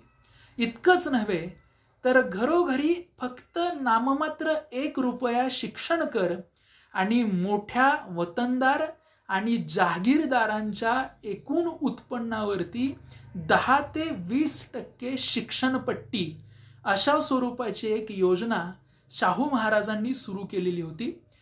शिक्षण मोफत आणि सक्तीचं केलं, पण बहुजन समाज जो हजारो वर्ष अज्ञानात पिचत पडलेला आहे तो शाळेत येईल काय हा एक प्रश्नच होता. बहुजन विद्यार्थ्यांची शाळेमध्ये उपस्थिती वाढावी यासाठी शाहू महाराजांनी कायदा करण्याचा निर्णय घेतला. हा फार ऐतिहासिक निर्णय होता. शाळेत जाण्यायोग्य आणि शिकण्यायोग्य असलेली मुले शाळेत पाठवावीत. अगर ती शाळेत पाठवली नाहीत तर दरमहा 1 रुपया दंड पालकांना भरावा लागेल अशा स्वरूपाचा दंडक शाहू महाराजांनी घालून दिला होता. खरं तर अज्ञानामुळे पिचलेला हा समाज वर्षानुवर्ष दंडिताचंच आयुष्य जगत होता. पण या दंडिताचं आयुष्य बदलण्यासाठी, सक्तीचं शिक्षण करण्यासाठी शाहू महाराजांनी त्या काळात आपल्या प्रजेवर शाळेत या अशी सक्ती केलेली होती. खरंच ही फार मोठी ऐतिहासिक कामगिरी आहे असं मला वाटतं. पण या सगळ्या योजना शाहू महाराज किती पारदर्शकपणे राबवत होते, त्यांचं शैक्षणिक धोरण किती पारदर्शक होतं, या गोष्टींचा जर विचार केला तर आपल्या ध्यानात येतं की शाळा सुरू झाली, पण शाळेमधील विद्यार्थी संख्या किती हे तपासण्यासाठी गावच्या पाटलांना 2 वेळा, दिवसातून 2 वेळा शाळेला भेट देणं गरजेचं होतं. इतकंच नव्हे तर शाळेत विद्यार्थी संख्या किती आहे याची नोंद आणि पाटलांची स्वतःची सही शाळेतील व्हिजिट बुकमध्ये करणं हे सक्तीचं केलं होतं. मामलेदार आणि महालदार यांच्यावर शाहू महाराजांनी हा उपक्रम कसा चालतो याचा रिपोर्ट करण्याची जबाबदारी दिलेली होती. म्हणजे शाहू महाराज या सर्व शैक्षणिक सुधारणांच्या विषयी किती आग्रही होते हे आपल्या ध्यानात येतं. त्या काळातली नोंद असं सांगते की इतर कुठल्याही खात्यापेक्षा शाहू महाराजांचं सर्वाधिक लक्ष हे शिक्षण खात्यावर होतं. जे शाहू महाराजांचं हे द्रष्टेपण आहे. शाहू महाराजांनी प्राथमिक शिक्षण सक्तीचं आणि मोफत केल्यानंतर पुढील माध्यमिक शिक्षण सुद्धा सक्तीचं आणि मोफत करण्यात यावं अशा स्वरूपाची भूमिका मांडली होती. शाहू महाराज जर अधिक काळ आपल्यात राहिले असते तर माध्यमिक शिक्षण सुद्धा त्यांनी सक्तीचं आणि मोफत केलं असतं. या काळातली एक गोष्ट मी आपल्याला आवर्जून सांगेन. शाहू महाराज सक्तीच्या आणि प्राथमिक शिक्षणाच्या संदर्भात भूमिका मांडत होते त्यावेळी केसरी या वृत्तपत्राने घेतलेली भूमिका ही अतिशय विचित्र होती. सक्तीच्या प्राथमिक शिक्षणाच्या ऐवजी आधी सुरू असलेल्या शाळा या हवेशीर आणि प्रशस्त करा असा मुद्दा केसरीनं मांडलेला होता. मग यात एक गोष्ट ध्यानात येते की त्या काळातल्या ज्या शाळा सुरू होत्या त्या शाळांमध्ये शिक्षण कोण घेत होतं? त्या शाळांमध्ये अर्थात उच्चवर्ग शिक्षण घेत होता, ब्राह्मण मोठ्या प्रमाणात शिक्षण घेत होते. पण बहुजनांचं शिक्षण सक्तीचं करणं ही ऐतिहासिक गरज असताना केसरी अशी भूमिका घेत होती. ही गोष्ट खरंच एक आश्चर्य वाटावी आमच्या नव्या पिढीला अशा स्वरूपाची आहे असं मला त्या ठिकाणी वाटतं. बरं, शाहू महाराज हे शिक्षकांची नेमणूक कसे करायचे ही एक गोष्ट तपासण्यासारखी किंवा आवर्जून बघण्यासारखी आहे. त्या काळामध्ये शाहू महाराजांच्या शाळेत शिक्षण देण्यासाठी शिक्षकाला किमान इंग्रजी येणं ही अट होती. त्याबरोबर शिक्षकाला शिक्षक म्हणून काम करण्यापूर्वी एक परीक्षा द्यावी लागत होती. ती परीक्षा दिल्यानंतरच त्याला त्या ठिकाणी शिक्षक म्हणून काम करायला मिळत होतं. म्हणजे अशा अनेक गोष्टी त्या ठिकाणी शाहू महाराजांनी केलेल्या आपल्याला दिसून येतात. आणि मी एक आवर्जून सांगू इच्छितो की त्या काळामध्ये कर्नाटक, गुजरात, सिंध, महाराष्ट्र असा इतका मोठा इलाका असलेल्या मुंबई प्रांताचं सुद्धा शिक्षणाचं बजेट हे 1 लाखापेक्षा कमी होतं. त्या काळात एकट्या करवीर संस्थांनं प्राथमिक आणि सक्तीच्या शिक्षणासाठी सुमारे 1 लाख रुपये खर्च केला होता. शाहू महाराजांनी सुरू केलेल्या सक्तीच्या मोफत प्राथमिक शिक्षण योजनेवर 1917 साली सुमारे 1 लाख रुपये खर्च झाला होता. हाच खर्च पुढे वाढत जाऊन 1922 पर्यंत सुमारे 3 लाखांपर्यंत पोहोचला. याच काळात घडलेली एक गमतीशीर घटना अशी की तत्कालीन मुंबई प्रांतातील कायदे मंडळात शिक्षण मंत्री म्हणून काम करणाऱ्या प्राचार्य र.पु. परांजपे यांनी 1923 साली अशी घोषणा केली की सक्तीचे मोफत प्राथमिक शिक्षण व्यावहारिक दृष्ट्या शक्य नाही. या एका घटनेवरून शाहू महाराजांच्या शैक्षणिक कार्याची महत्ता आपल्या ध्यानात येईल. स्त्री शिक्षण हा शाहू महाराजांच्या दृष्टीने जिव्हाळ्याचा विषय होता. त्यासाठी त्यांनी अनेक मार्गांनी अनेक प्रयत्न केले. बहुजनांच्या शिक्षणासाठी वसतिगृहांची चळवळ शाहू महाराजांनी सुरू केली. त्या काळात सुमारे 20 वसतिगृह कोल्हापुरात सुरू असलेली आपल्याला दिसून येतात.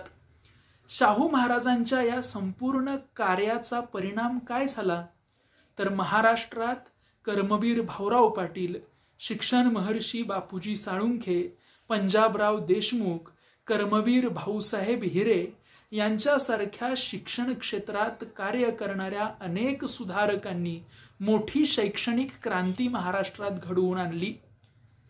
या सर्व सुधारकांच्या पाठीमागे शाहू महाराजांचीच प्रेरणा होती. आज वर्तमान काळात पाठीमागे वळून पाहताना या सर्व सुधारकांच्या मनात असलेलं शिक्षणातून समाज परिवर्तनाचं ध्येय पूर्ण झालं आहे का याचा विचार केला तर उत्तरं नकारात्मक येतात. कारण शैक्षणिक क्रांतीच्या मुळाशी उदात्त असं समाज परिवर्तन होतं, परंतु आज शिक्षणाकडे फक्त आर्थिक सुबत्तेचं कारण इथपर्यंत बघण्याचा संकुचित दृष्टिकोन बळावलेला दिसून येतो. खरं तर D.Ed आणि B.Edच्या अभ्यासक्रमात शिक्षणाची व्याख्या सांगताना व्यक्तीच्या वर्तनात परिवर्तन अशी सांगितली जाते. हे खरंही आहे, पण फुले, शाहू, आंबेडकर, महर्षी शिंदे यांनी जे समाज परिवर्तनाचं ध्येय उराशी बाळगलं होतं ते शिक्षणाच्या माध्यमातून बाळगलं होतं. त्यांना जात्यंत अभिप्रेत होता, त्यांना सर्वधर्म समभाव अभिप्रेत होता, त्यांना समता आणि बंधुत्व अभिप्रेत होतं. यातील किती गोष्टी आज यशस्वी झाल्या याचं उत्तर आपलं आपणच शोधायला हवं. खरं तर त्या काळात स्वामी दयानंद सरस्वती म्हणाले होते, वेदांकडे परत चला. आज मी म्हणतो की राज्यकर्त्यांना जर एकसंघ असा उदात्त समाज निर्माण करायचा असेल आणि मानव जातीची प्रगती करायची असेल तर त्यांनी शाहू विचारांकडे परत जायला हवं. शाहू महाराजांचं कार्य हे अगाध आहे, ते आभाळा एवढं आहे. आज आमच्या ओठांवरील स्मितांची प्रसन्नता शाहू महाराजांच्या कार्यामुळे आहे एवढंच कबूल करून शाहू महाराजांना विनम्र अभिवादन करून थांबतो. धन्यवाद.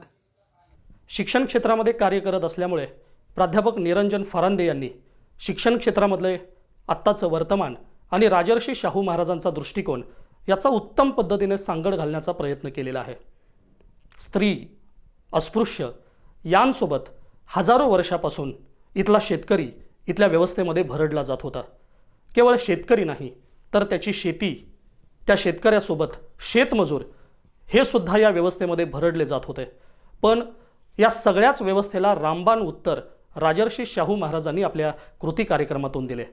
आणि म्हणून आजच्या परिसंवादातील पुढचे वक्ते प्राध्यापक स्वप्नील इंगोले राजर्षी शाहू महाराजांच्या त्याच विलक्षण वैशिष्ट्यांवर प्रकाश टाकणार आहेत.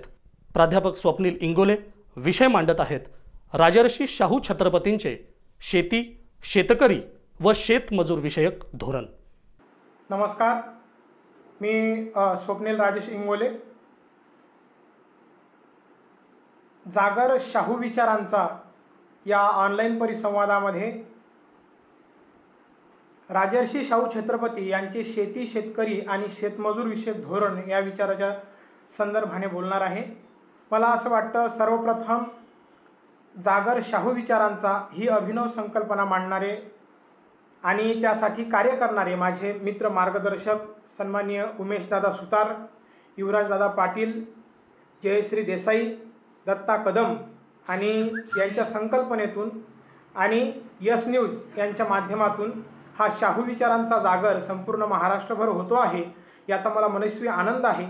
खरं तर आपला ऐतिहासिक आणि संपन्न वारसा पुढे नेण्यासाठी अशाच अभिनव उपक्रमांची गरज असते आणि हा उपक्रम या सर्व मंडळींनी राबवला आहे. याबद्दल मी त्यांचे मनपूर्वक आभारसुद्धा मानतो आणि मला मिळालेला जो काही विषय आहे, जी जबाबदारी आहे त्याला मी प्रारंभ करतो.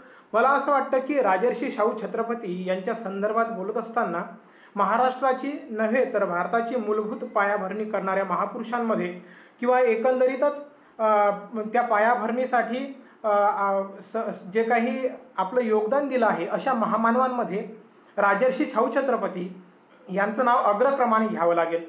राजर्षी शाहू छत्रपतींचा शेती, शेतकरी आणि शेतमजूर विषयक धोरणांचा विचार करत असताना आपण जर विचार केला तर मला एक वाक्य प्रकर्षाने इथं आठवतं की डॉक्टर बाबासाहेब आंबेडकर राजर्षी शाहू छत्रपती यांना सामाजिक लोकशाहीचा अग्रदूत म्हणतात.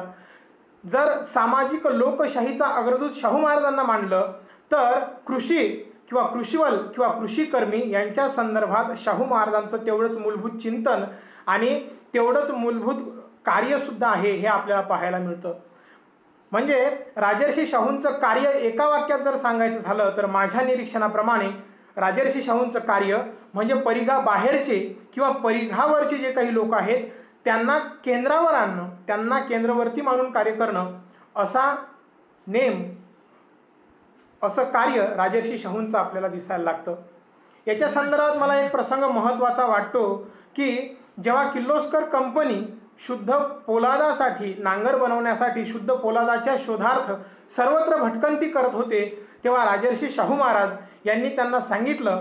राजर्षी शाहू म्हणायला लागले, म्हणजे खरं तर इतिहास आपला ऐतिहासिक आणि दैदिप्यमान पराक्रमाचा वारसा सांभाळत असताना आधुनिक कार्य करण्यासाठी म्हणजे खऱ्या अर्थानं शेती 2 पावलं पुढे जावी यासाठी शुद्ध पोलादाचा नांगर बनवण्यासाठी शुद्ध पोलादाची गरज होती. आपल्याकडे असलेले छत्रपती शिवाजी महाराजांच्या काळापासून असलेले जे काही शस्त्र आहेत ते शुद्ध पोलादाचे आहेत. म्हणजे तोप असेल, तलवारी असतील, हे शुद्ध पोलादाचे आहेत आणि ते आपण नांगरासाठी द्यावे हा विचार शाहू महाराजांनी केला.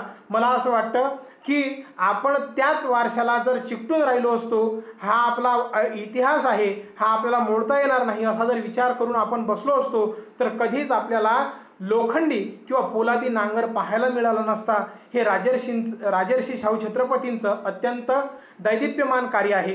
आजही शेतीकडे लोक हीनबुद्धीने पाहतात म्हणून मला असं वाटतं की त्यांची कीव करावीशी वाटते. पण राजर्षी शाहू छत्रपती यांनी शेतीला सन्मान मिळावा, शेती सन्मानाची व्हावी, ती सन्मानपात्र व्यवसाय म्हणून शेतीकडे पाहिले गेलं पाहिजे यासाठी सुद्धा अत्यंत महत्त्वाचं विधान राजर्षी शाहूंनी केलं आहे. माणगावच्या परिषदेमध्ये राजर्षी शाहू महाराज यांनी असं म्हटलं आहे की शेतीचे अधिक तुकडे न होऊ देता, शेती ही तुकड्याची न होऊ देता ती सामूहिकरित्या किंवा ती एकत्रितरित्या करणं अत्यंत फायद्याचं राहील. हे माणगावच्या परिषदेमधील त्यांचं वाक्य आहे.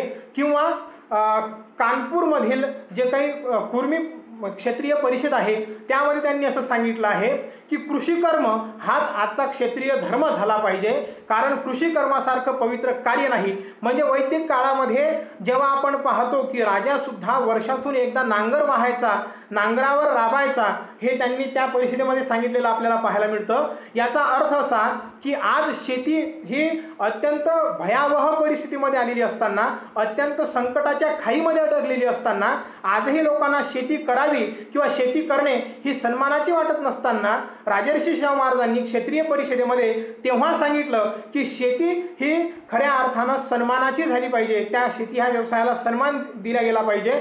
म्हणून शाहू महाराजांचं सूत्र मला महत्त्वाचं वाटतं. शेतीसाठी त्यांनी केलेला संकल्प, शेतीसाठी त्यांनी दिलेलं शिक्षण आणि शेतीसाठी त्यांनी दिलेलं समर्पण, मला असं वाटतं की त्यांचा संकल्प होता की शेती ही सन्मानाची झाली पाहिजे. आणि उत्तम शेती, मध्यम व्यापार आणि कनिष्ठ नोकरी असं म्हणत असताना नोकरीवाले गडगंज पगार घेऊन आज मात्र शेतीवाल्यांकडे अत्यंत वाईट नजरेने पाहत असतात. शेती आजही सन्मानाची मानल्या जात नाही. म्हणजे आपण पाहतो, मला अत्यंत वाईट असं उदाहरण आहे पण ते मला देणं महत्त्वाचं वाटतं की एका यवतमाळमधील आत्महत्याग्रस्त कुटुंबातील एका मुलीने आपला विवाह शेतकऱ्यांशी करून देत आहेत म्हणून आत्महत्या केली.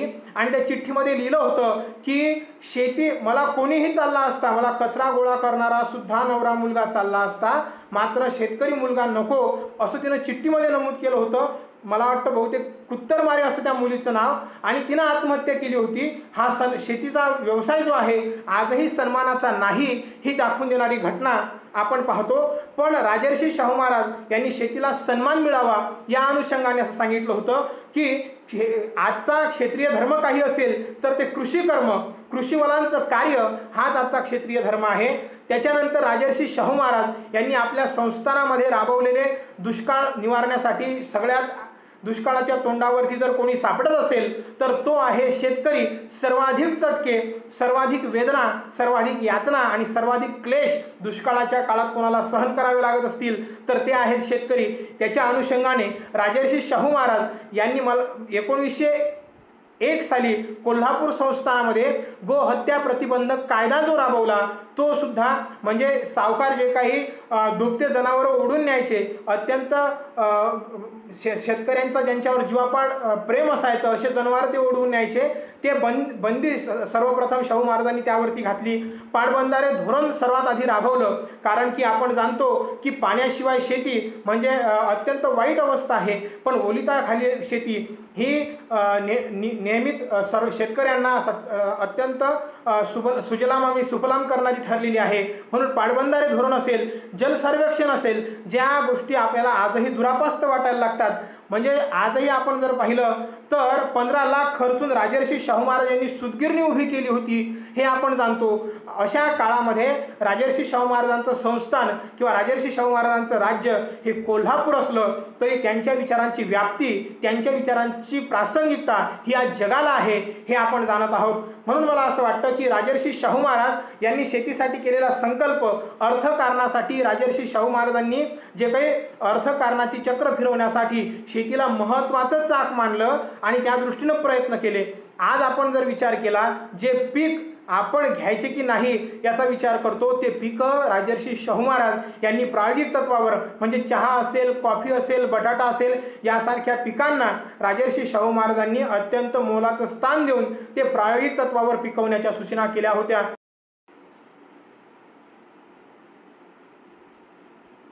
अमरावतीमधील बबन सराडकर नावाचे कवी अत्यंत वेदनादायी वाक्य लिहितात की कुणासाठी जळताना स्वतः व्हायचे अंधार, आंधळ्याला वाट द्यावी असा दिव्याचा संसार, कुणासाठी दळताना जन्म भरडत जावा, गळणाऱ्या दाण्यासंगे जीव पीठ पीठ व्हावा, असे दिव्याचे जात्याचे ज्याने भोगायचे जिने, त्याच्या अंगा खांद्यावर चिंध्या चिंध्याची प्राक्तने, देह झिजतो मातीत, पीक बुडते पाण्यात, आणि त्याच्या जगण्याचा भाव ठरतो पेठेत, सुगी येते सुगी जाते हीच युगांची लढाई, सुगी येते सुगी जाते हीच युगांची लढाई, ज्याचे काळीज फुलांचे त्यास कापती कसाई, ज्याचे काळीज फुलांचे त्यास कापती कसाई. खरं तर शेतकऱ्यांसाठी आपण जर पाहिलं, जो कधीच कुणाला नाही म्हणत नाही, स्वतःच्या अधिकारासाठी लढायला निघाला तर त्याचे लढे अनेक वेळा नाकामी करण्यात आले, निरुपयोगी करण्यात आले. अशा शेतकरी हा सर्व बाजूनी अस्मानी सुलतानी संकटांनी घेरलेला होता असं आपल्याला माहिती आहे. म्हणजे आपण जाणतो की ओला दुष्काळ, सुका दुष्काळ एवढं आपल्याला माहिती आहे. पण प्रशासनाचा किंवा शासनाकडून असलेला नियोजनाचा दुष्काळ हा सुद्धा गंभीर प्रश्न शेतकऱ्यांच्या समोर आहे. आणि या प्रश्नावरती मात करण्यासाठी राजर्षी शाहू छत्रपती यांनी खऱ्या अर्थानं भोगावती नदीवर बांधलेलं धरण असेल किंवा राधानगरी हा प्रकल्प राजर्षी शाहू महाराजांनी सुरू केला. मला वाटतं की अत्यंत कार्यक्षम आणि उपभोगशून्य स्वामित्व पत्करणाऱ्या, स्वीकारणाऱ्या या राजाचं खरंच जर स्मारक कोणतं असेल तर ते राधानगरी धरण आहे असं मला वाटायला लागतं. आजही अनेक धरणांचा आदर्श व्हावा. त्या काळामध्ये इंग्रजांना सुद्धा ज्या धरणाचं विलक्षण वाटलं, ज्या धरणाचं आश्चर्य वाटलं असं धरण म्हणजे राधानगरी धरण असं आपण जाणतो. या सगळ्यांचा विचार करत असताना शेतकऱ्यांसाठी सहकारी कायदा त्यावेळी राजर्षी शाहू महाराजांनी सुरू केला होता. त्यानंतर काथ निर्मितीचा कारखाना, काथाचा कारखाना राजर्षी शाहू महाराजांनी त्या काळामध्ये सुरू केला होता.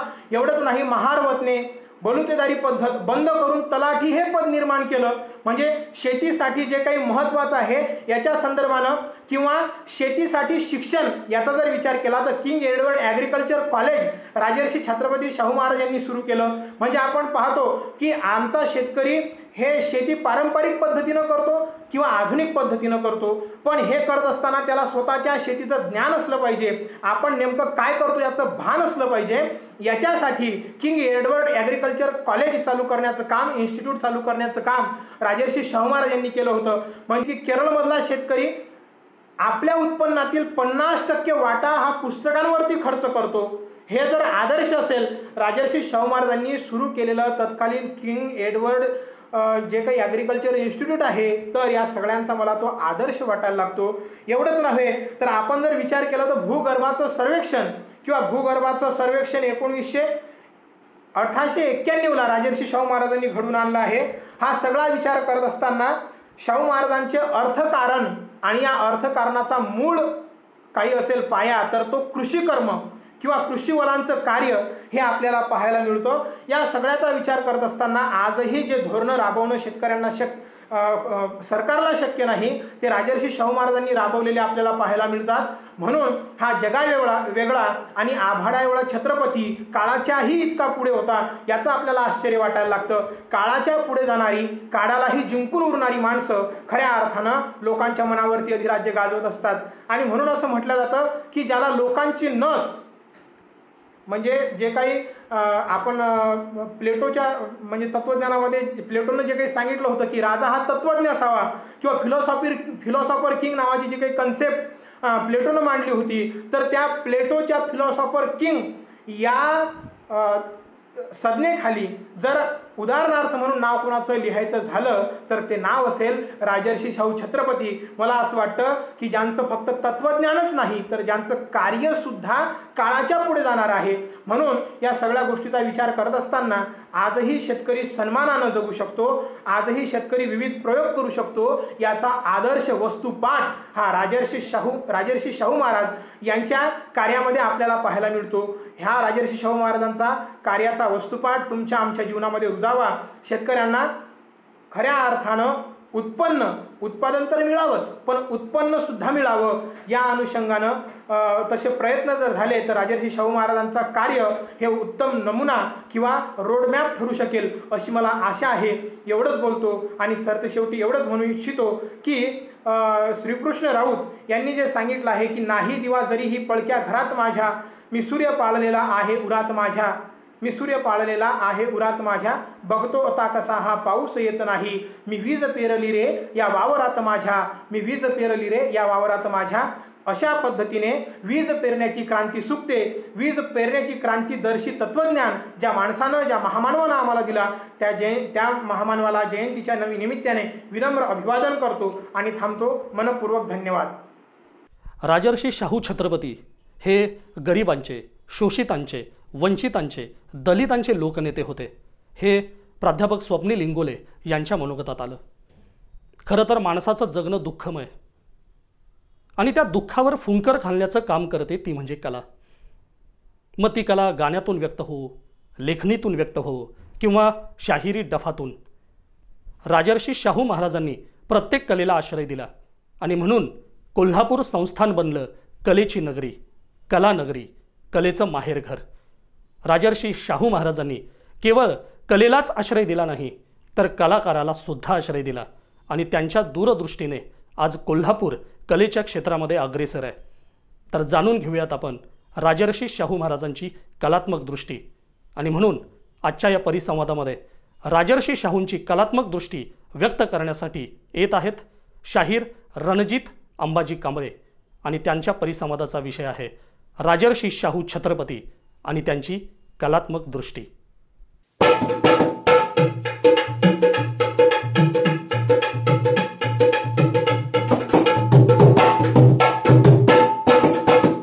मुजरा मानाचा माझा शाहू महाराजांना, मुजरा मानाचा माझा शाहू महाराजांना करवी छत्रपतींना. मुजरा मानाचा माझा शाहू महाराजांना, मुजरा मानाचा माझा शाहू महाराजांना करवी छत्रपतींना. मुजरा मानाचा माझा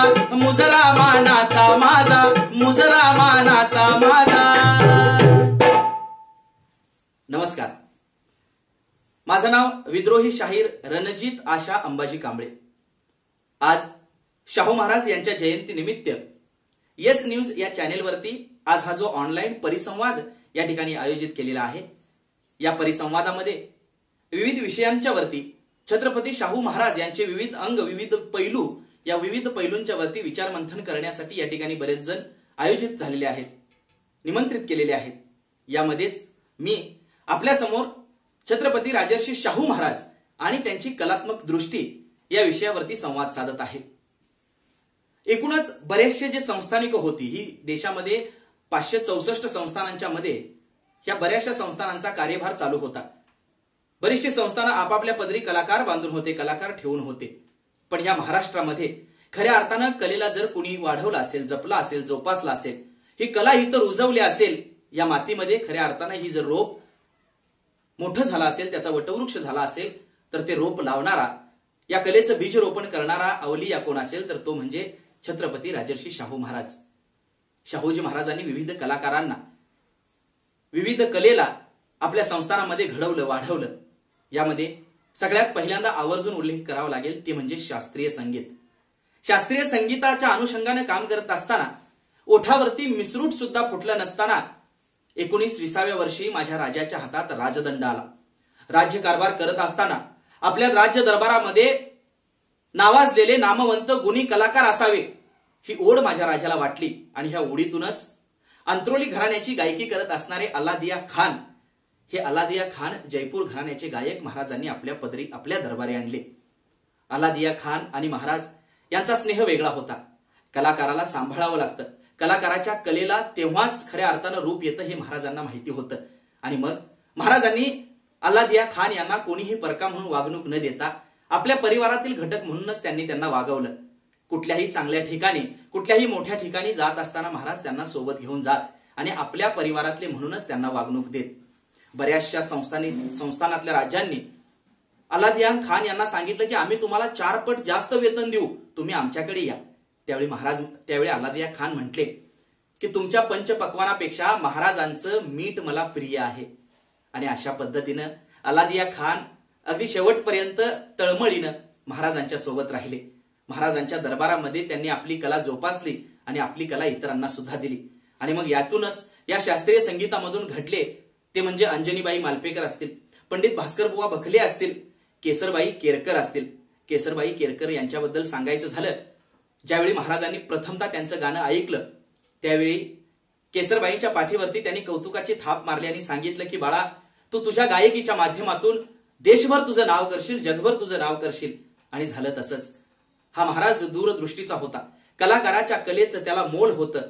या महाराजानं केसरबाई यांची कला हेरली आणि जे भाकीत केलं ते खरं झालं. स्वातंत्र्यानंतर देशाचे 3रे राष्ट्रपती यांच्या हस्ते पद्मभूषण त्यांना मिळालं. त्याचबरोबर 1938 साली रवींद्रनाथ टागोर यांनी विश्वभारतीच्या माध्यमातून सूरश्री हा किताब सुद्धा केसरबाई केरकर यांना दिला. मोगूबाई कुर्डीकर असतील, निवृत्तीबुवा सरनाईक असतील, ही सगळी माणसं शास्त्रीय संगीतातली जपली, जोपासली आणि वाढवली. महाराष्ट्रामध्ये शास्त्रीय संगीताचा कान तयार करण्यामध्ये जर मोठी भूमिका आणि मोलाची भूमिका कुणाची असेल तर अर्थातच ती माझ्या शाहू महाराजांची आहे. या शास्त्रीय संगीताबरोबरच महाराजांच्या दरबारी भजन सुद्धा वाढलं. या भजनाला वाढवण्यामध्ये, या भजनातील गायकांना वाढवण्यामध्ये त्यामध्ये तुकारामबुवा सरनाईक असतील, त्यामध्ये कृष्णा बागनीकर असतील, असे बरेचसे भजन गाणारे गायक सुद्धा महाराजांनी घडवले. महाराजांच्या दरबारामध्ये अशा पद्धतीच्या कला नावारूपाला येत होत्या. आता ह्या सगळ्याच्या मध्ये हा काळ फक्त शास्त्रीय संगीतासाठीच तयार केला नाही, तर महाराजांनी शौर्य गाथा गाणारे, वीररस ओतणारे शाहीर सुद्धा महाराजांच्या दरबारामध्ये घडवली. ही शाहिरी सुद्धा महाराजांच्या दरबारामध्ये वाढली. ज्या पद्धतीनं शास्त्रीय संगीत महाराजांनी महाराष्ट्रभर, देशभर पोहोचवलं, त्याच पद्धतीनं महाराजांनी आपली ही शाहिरी कला, ही मातीची, या महाराष्ट्राच्या मातीची, ही कोल्हापूरची शाहिरी परंपरा संपूर्ण देशभर आणि जगभर जाण्यासाठी सुद्धा मोठं कार्य केलं. यामध्ये ज्या शाहिरांचा उल्लेख आपल्याला करावा लागेल ते शाहीर म्हणजे शाहीर विठ्ठल डोणे, शाहीर लहरी हैदर, शाहीर रामचंद्र माळी. आणि याच शाहिरांच्या परंपरेत पुढे घडलेले, ज्यांच्या कवनाने आपण आपल्या ह्या परिसंवादाची सुरुवात केली, ते शाहीर पिराजीराव सरनाईक. ही सर्व शाहिरी मंडळी संपूर्ण देशभर, जगभर गाजली. यासाठी हे बीजारोपण, या शाहिरी कलेचं बीजारोपण, या शाहिरी कलेला वाढवलं होतं ते माझ्या राजर्षी शाहू महाराजांनी. आणि म्हणूनच अनेक कलगी तुरेवाले शाहिरी मंडळ या ठिकाणी फड शाहिरीचे उदयास आले. आता याच कलेबरोबर, या संगीताच्या कलेबरोबर महाराजांना अजून एका कलेवरती विशेष लोभ होता. ती कला कुठली असेल तर ती म्हणजे चित्रकला.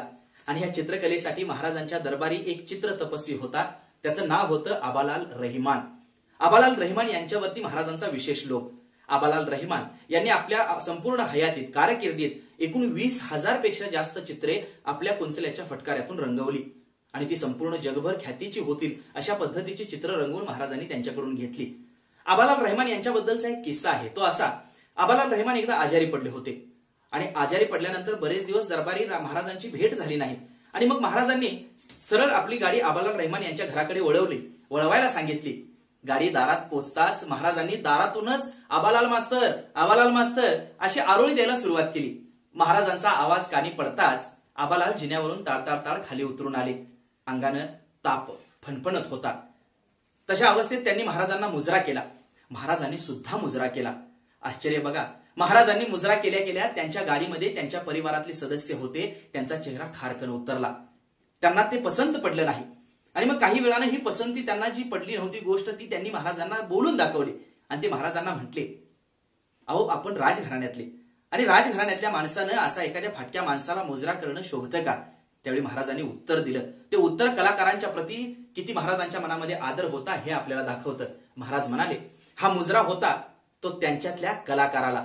हे तेच कलाकार आहेत जे आपल्या कलेच्या माध्यमातून माझं आणि माझ्या ह्या संस्थानाचं नाव संपूर्ण देशभर आणि जगभर नेत आहेत. अशा पद्धतीनं आबालाल रहमान यांच्यावरचा स्नेह आणि कलाकारांच्यावरचा स्नेह महाराजांच्या वक्तव्यातून आपल्याला जाणवतो. महाराजांना अजून एका गोष्टीची गोडी लागली. ती गोष्ट म्हणजे नाटक. महाराज खऱ्या अर्थानं नाट्यरसिक होते आणि मग महाराजांचे हे नाटकावरचं प्रेम नाट्यरसिक आणि नाट्य कंपन्यांच्या लक्षात आल्यानंतर बऱ्याचशा नाटक कंपन्या या ठिकाणी कोल्हापूरच्या संस्थानाच्या दिशेने वळू लागल्या. यामध्ये किर्लोस्कर कंपनीवरती महाराजांचं विशेष प्रेम होतं.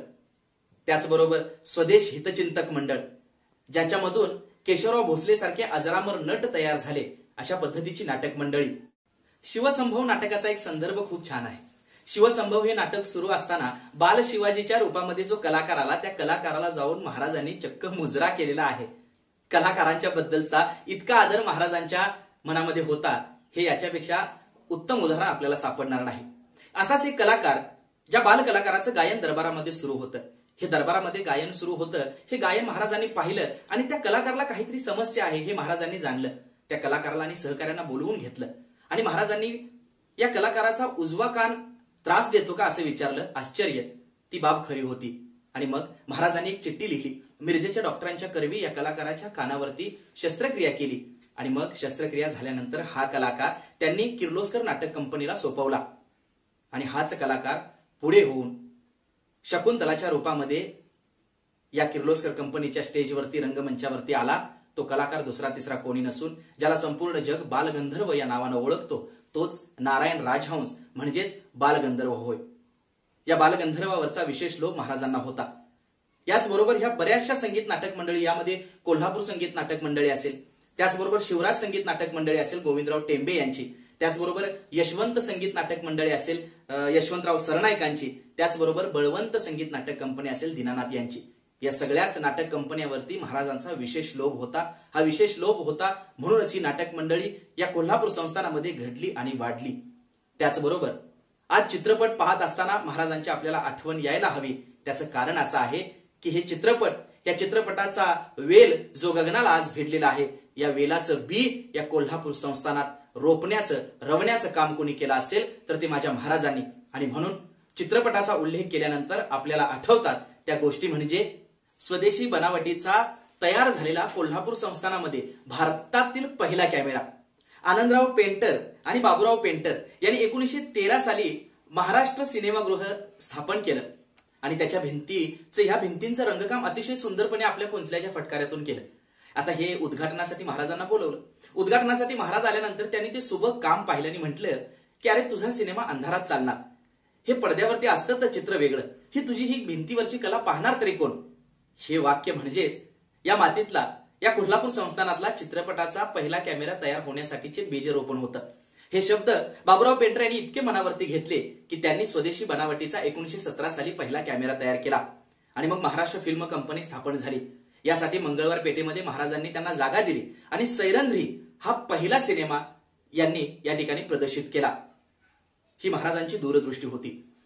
1902 साली महाराज ज्यावेळी रोमला गेले होते त्यावेळी त्यांनी तिथली नाट्यगृह पाहिली आणि अशा पद्धतीचं नाट्यगृह माझ्या संस्थानात असावं हा विचार महाराजांनी केला आणि त्याच विचारातून जन्माला आलं ते म्हणजे पॅलेस थिएटर.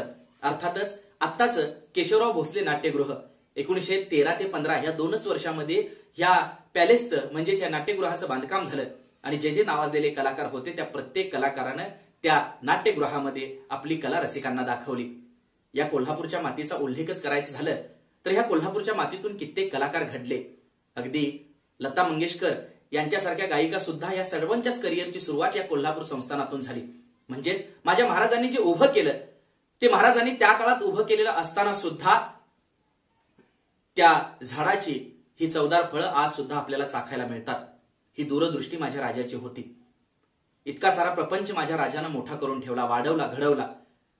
पण आज चित्रपटांचा उल्लेख करत असताना, चित्रपटांचे पोस्टर झळकत असताना, चित्रपटांची सुरुवात होत असताना भांडवलदारांच्या वस्तूंची जाहिरात करण्यामध्ये आम्हाला धन्यता वाटते. पण ज्या राजानं माझ्या ही बीजरोपण केली, ही बे इथं ह्या मातीमध्ये ह्या संस्थानामध्ये रोविले, त्याचे वटवृक्ष झाले, त्याची आठवण मात्र आज आम्हाला येत नाही. ही शोकांतिका म्हणावी लागेल. आणि म्हणून आम्हाला विचार करावा लागेल की या महाराजांनी जे दिलेलं आहे, या महाराजांचे आपण देणेकरी म्हणून आज त्यांना जर द्यायचं काय असेल तर त्यांचं स्मरण करणं, त्यांना आपल्या विचारात, त्यांना आपल्या कृतीत जागृत ठेवणं ही खूप मोठी गरज आहे. आणि म्हणून विद्रोही शाहीर सागर गोरखे हा शाहीर खूप छानपणे लिहितो. तो लिहितो, निबर छातीला माती तांबडी शाहू मूर्ती रांगडी. निबर छातीला माती तांबडी शाहू मूर्ती रांगडी. राजा रयतेचा वाली सांगा कशी नजर वळल वाकडी. राजा रयतेचा वाली सांगा कशी नजर वळल वाकडी. झाला आंधळ्याचं डोळे, झाला मुक्याचा आवाज. झाला आंधळ्याचं डोळे, झाला मुक्याचा आवाज. दीन दुबळ्याचा आधार शाहू महाराज. हे दीन दुबळ्याचा आधार शाहू महाराज. माय होऊनी माया पांघरी शाहू मूर्ती रांगडी. निबर छातीला माती तांबडी शाहू मूर्ती रांगडी. राजा रयतेचा वाली सांगा कशी नजर वळल वाकडी. राजा रयतेचा वाली सांगा कशी नजर वळल वाकडी. आता काय होती ती परिस्थिती? एका बाजूला इंग्रजांचा अंमल आहे, एका बाजूला इंग्रज सत्ता या संस्थानांना पायाखाली चिरडत आहे, इथल्या गोरगरीब जनतेला कष्ट देत आहे, पिळत आहे. आणि दुसऱ्या बाजूला इथली धर्मसत्ता, इथले ब्राह्मणवादी विचाराचे लोक, इथली बामणशाही सुद्धा इथल्या गोरगरिबांना छळत आहे, माझ्या राजाला छळत आहे, माझ्या राजाला वेदाच्या अधिकारापासून दूर करते आहे. आणि म्हणून शाहीर लिहितोय, काय म्हणतोय? आम्हाला गोऱ्या साहिबाचा इंग्रजाचा त्या पाऱ्याचा. हे हुकुम शेंड्या जानव्याचा पेशवाई बामनाचा. राजशाही मांडलिक मुलुक उभा संकटात. राजशाही मांडलिक मुलुक उभा संकटात. रयत अडकी त्यात शेठा भटाच्या गटात. अहो रयत अडकी त्यात शेठा भटाच्या गटात. त्या गुलामीच्या बेड्या लाथडी शाहू मूर्ती रांगडी. निबर छातीला माती तांबडी शाहू मूर्ती रांगडी. राजा रयतेचा वाली सांगा कशी नजर वळल वाकडी. निबर छातीला माती तांबडी शाहू मूर्ती रांगडी. शाहू मूर्ती रांगडी. शाहू मूर्ती रांगडी. धन्यवाद. या ठिकाणी आज या यस न्यूजच्या लाईव्ह संवादासाठी, परिसंवादासाठी आपण या ठिकाणी मला बोलवलं, त्याबद्दल या परिसंवादाचं जे संयोजन ज्यांनी केलं त्यामध्ये आदरणीय उमेश सुतार, युवराज पाटील, जयश्री देसाई, दत्तात्रय कदम या सर्वांचं मनपूर्वक आभार मानतो. सुरुवातीच्या कवन गीतासाठी आणि आत्ताच्या ह्या शाहिरी गीतासाठी ज्यांची ढोलकीची साथ लाभली ते माझे वडील आदरणीय अंबाजी कांबळे यांचे सुद्धा या ठिकाणी मनपूर्वक आभार या ठिकाणी व्यक्त करतो. त्याचबरोबर डीओपीचं काम ज्यांनी पाहिलं ते राजवैभव शोभा रामचंद्र संविधान संवादक यांचे सुद्धा मनपूर्वक आभार मानतो. शाहू राजाला पुन्हा एकदा आपल्या स्मरणात ठेवूया. शाहू राजाचे विचार घडवूया आणि वाढवूया. शाहू राजाला या ठिकाणी संपूर्ण जगभर पोहोचवण्याचं काम तुम्ही आम्ही पुन्हा एकदा नव्या जोमानं नव्या ताकदीनं करूया. डॉक्टर बाबासाहेब आंबेडकर ज्या पद्धतीने म्हणतात की शाहू राजाची जयंती दिवाळीसारखी साजरी करा, ती दिवाळीसारखी जयंती तुम्ही आम्ही साजरी कराल अशी अपेक्षा करतो. आणि माझ्या शाहू राजाच्या, या माझ्या रयतेच्या राजाच्या जयंतीच्या तुम्हा सर्वांना मनपूर्वक अशा सदिच्छा देतो, मंगल कामना देतो. आपणा सर्वांची रजा घेतो. धन्यवाद. लोक हो पाहणं. शाहीर रणजित अंबाजी कांबळे यांचा पहाडी आवाज. राजर्षी शाहू महाराजांनी त्यांनी मांडलेली कलात्मक दृष्टी. पोवाडा लिहिणाऱ्या रचनाकारानं एकूणच इतिहासाची केलेली उजळणी किती विलक्षण आहे ना सारं. राजर्षी शाहूंनी काही वर्षापूर्वी कलेचे विचार या मातीत पेरले आणि म्हणून कोल्हापूरमध्ये शाहीर रणजित अंबाजी कांबळेसारखे शाहीर जन्माला आले. तर हा विचारांचा परिसंवाद, शाहू विचारांचा जागर, हा जागर अनेक वक्त्यांनी आपल्या मनोगतातून, अभ्यासातून व्यक्त केला. यानंतर या परिसंवादामध्ये चर्चिले गेलेल्या 5ही विषयांचा आढावा घेण्यासाठी, संयोजक म्हणून आपली भूमिका मांडण्यासाठी आणि राजर्षी शाहू महाराजांच्या एकूणच जीवनचरित्राबद्दल आपलं मत, भाष्य व्यक्त करण्यासाठी मी निमंत्रित करतो युवराज पाटील यांना. नमस्कार, मी युवराज पाटील. राजर्षी छत्रपती शाहू महाराजांच्या जयंतीनिमित्त सर्वांना मनापासून सदिच्छा. छत्रपती शाहू राजांना मानाचा मुजरा. धन्यवाद उमेशजी. आत्ताच जागर शाहू विचारांचा ऑनलाईन परिसंवाद आपण ऐकलात. या परिसंवादामध्ये वक्त्यांनी वेगवेगळ्या विषयांच्यावरती आपली मतं व्यक्त केलेली आहेत. शाहू महाराजांचं कार्य आपल्यापर्यंत साध्या आणि सोप्या भाषेत पोहोचवण्याचा प्रयत्न केला आहे.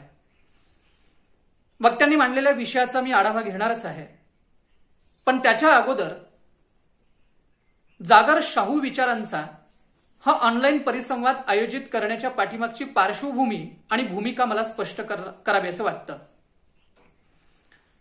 कोरोनाच्या पार्श्वभूमीवर आणि लॉकडाऊनच्या काळात सगळेच लोक घरामध्ये आहेत. प्रत्येकाकडे वेळ भरपूर आहे. इंटरनेट, फेसबुक, मोबाईलचा वापर होतो आहे.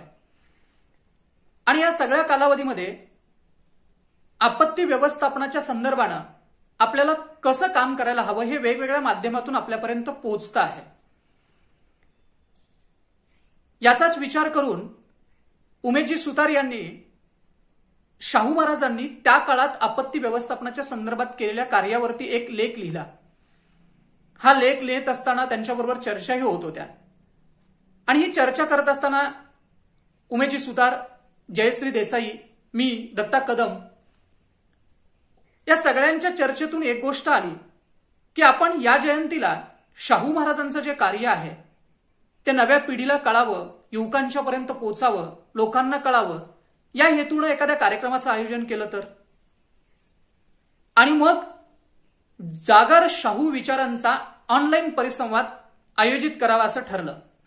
यासाठी महाराष्ट्रातील वेगवेगळ्या विषयावरती अभ्यास करणारे, वाचन करणारे, विविध माध्यमातून बोलणारे युवा वक्ते बोलावेत अशी प्रत्येकाची इच्छा होती. आणि त्या पद्धतीनं हे जे अभ्यासू युवा वक्ते आहेत त्यांची निवड केली आणि जागर शाहू विचारांचा ऑनलाईन परिसंवादाचं आयोजन करायचं ठरलं. याच्यामध्ये SPN न्यूज चॅनलच्या माध्यमातून हे लोकांच्या पर्यंत पोहोचावं म्हणून त्यांनी देखील पुढाकार घेतला आणि या परिसंवादातील वक्त्यांची मतं आणि राजांचं कार्य आपल्यापर्यंत पोहोचवण्याची एक संधी मिळाली. आणि हा परिसंवाद आताच आपण सगळ्यांनी ऐकलेला आहे, पाहिलेला आहे. या परिसंवादामध्ये जी वक्त्यांनी मतं व्यक्त केलेली आहेत त्या मतांचा मी थोडा थोडा आढावा घेत या परिसंवादाच्या समारोपाकडे येतो आहे.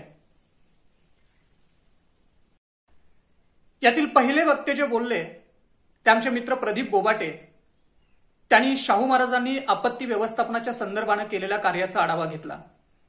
यातली महत्वाची एक आठवण अशी किंवा एक संदर्भ असा आहे की 1899 साली प्लेगच्या साथीमध्ये महाराजांनी कोल्हापुरातील राजवाडा, पन्हाळ्यावरचा राजवाडा आणि ब्रिटिश राजप्रतिनिधींचं कार्यालय हे दूरध्वनीच्या माध्यमातून जोडलेलं होतं. आणि याच्या पाठीमागचं कारण हे असावं की आपत्ती व्यवस्थापनामध्ये वेगानं काम करणं खूप महत्वाचं असतं. जर असं काम केलं तर अनेक लोकांचे प्राण वाचतात. महाराजांनी 100-125 वर्षापूर्वी केलेलं हे कार्य आजही आम्हाला प्रेरणा देणार आहे. त्यानंतरचे वक्ते म्हणजे नाशिकच्या काजल बोरस्ते यांनी स्त्री मुक्ती आणि महाराजांनी केलेलं अस्पृश्य उद्धाराचं कार्य जे आहे ते आपल्याला सांगितलेलं आहे. महाराजांनी स्त्रियांचा शिक्षणाच्या बाबतीत आग्रह केलाच, त्याच्याबरोबर जाहीरनाम्यामध्ये त्यांनी हेही सांगितलं की स्त्री शिक्षणाचा वेग जो आहे तो वेगानं त्यांना पुढे घेऊन जाणार नाही, याच्यासाठी कायद्यानं सातत्याने या गोष्टीचा विचार केला पाहिजे.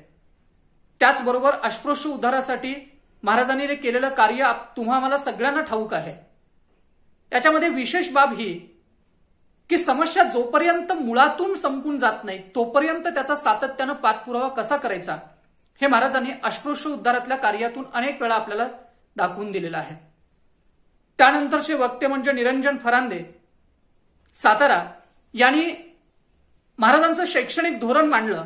निरंजनजी, आपण अतिशय उत्कृष्ट पद्धतीने याची मांडणी केली. महाराजांनी केलेल्या एकूण कायद्यामध्ये प्राथमिक शिक्षण सक्तीचं करणारा जो कायदा आहे तो कायदा अतिशय व्यापक पद्धतीने केला आणि तो महत्वाचा, अत्यंत महत्वाचा समजला जातो, मानला जातोय. त्याचं कारण असं आहे की शिक्षण हे परिवर्तनासाठी मूळ माध्यम आहे, मुख्य माध्यम आहे. महाराजांनी हा कायदा करत असताना अक्षरशः पालकांना देखील मुलांना शाळेत पाठवण्यासाठी सक्ती केली, त्यांच्यावरती विविध बंधनं आणली, दंड देखील आकारले आणि त्यामुळं प्राथमिक शिक्षण कोल्हापूर संस्थानामध्ये रुजण्यामध्ये सहाय्य झालं. त्यानंतरचे वक्ते जे आहेत ते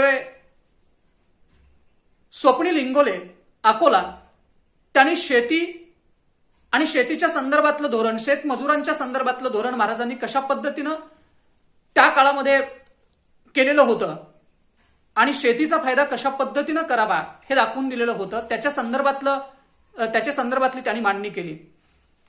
मला एक गोष्ट नमूद करायला इथं आवडेल की महाराजांनी केलेल्या एकूण कार्यामधला सगळ्यात महत्वाचं जर वैशिष्ट्य कुठलं असेल तर ती प्रयोगशीलता आणि दूरदृष्टी आहे. शेतीच्या क्षेत्रामध्ये महाराजांनी सातत्याने असंख्य प्रयोग केलेले आपल्याला पाहायला मिळतात. मग पन्हाळ्यावरती चहाच्या मळ्याचं असेल, त्याच्यानंतर शेतकऱ्यांना शेतामध्ये काम करताना किंवा घाण्यावरती काम करताना त्यांना इजा होऊ नये म्हणून कोल्हापूर संस्थानात इथल्या बनावटीचे जे घाणे तयार करण्याचं काम असेल, किर्लोस्करांना केलेली मदत असेल, त्याच्याच बरोबर राधानगरी धरणाचा जो संकल्प आहे तो आहे, अशा अनेक गोष्टी सांगता येतील. त्यामुळं शेतीचं धोरण किंवा शेतीचा विकास पुढे घेऊन जाणं त्या काळामध्ये शक्य झालं. आणि शेवटचे वक्ते आमचे मित्र रणजित कांबळे यांनी महाराजांची कलात्मक दृष्टी आणि कलाक्षेत्रातलं कार्य जे आहे आपल्या शब्दातून मांडलेलं आहे. महाराजांनी अनेक कलांना राजाश्रय दिला आणि इतकंच नाही तर कलाकारांना माणूस म्हणून तर सांभाळलंच, परंतु त्यांना कलाकार म्हणून जास्त सांभाळलं. कारण कलाकारांना कलाकार म्हणून जास्त सांभाळणं गरजेचं असतं. त्यामुळं या संस्थानात, या राज्यात कलेचा एक वारसा निर्माण झाला, कला इथं रुजली आणि हे कार्य महाराजांचं आजही प्रेरणा देणार आहे.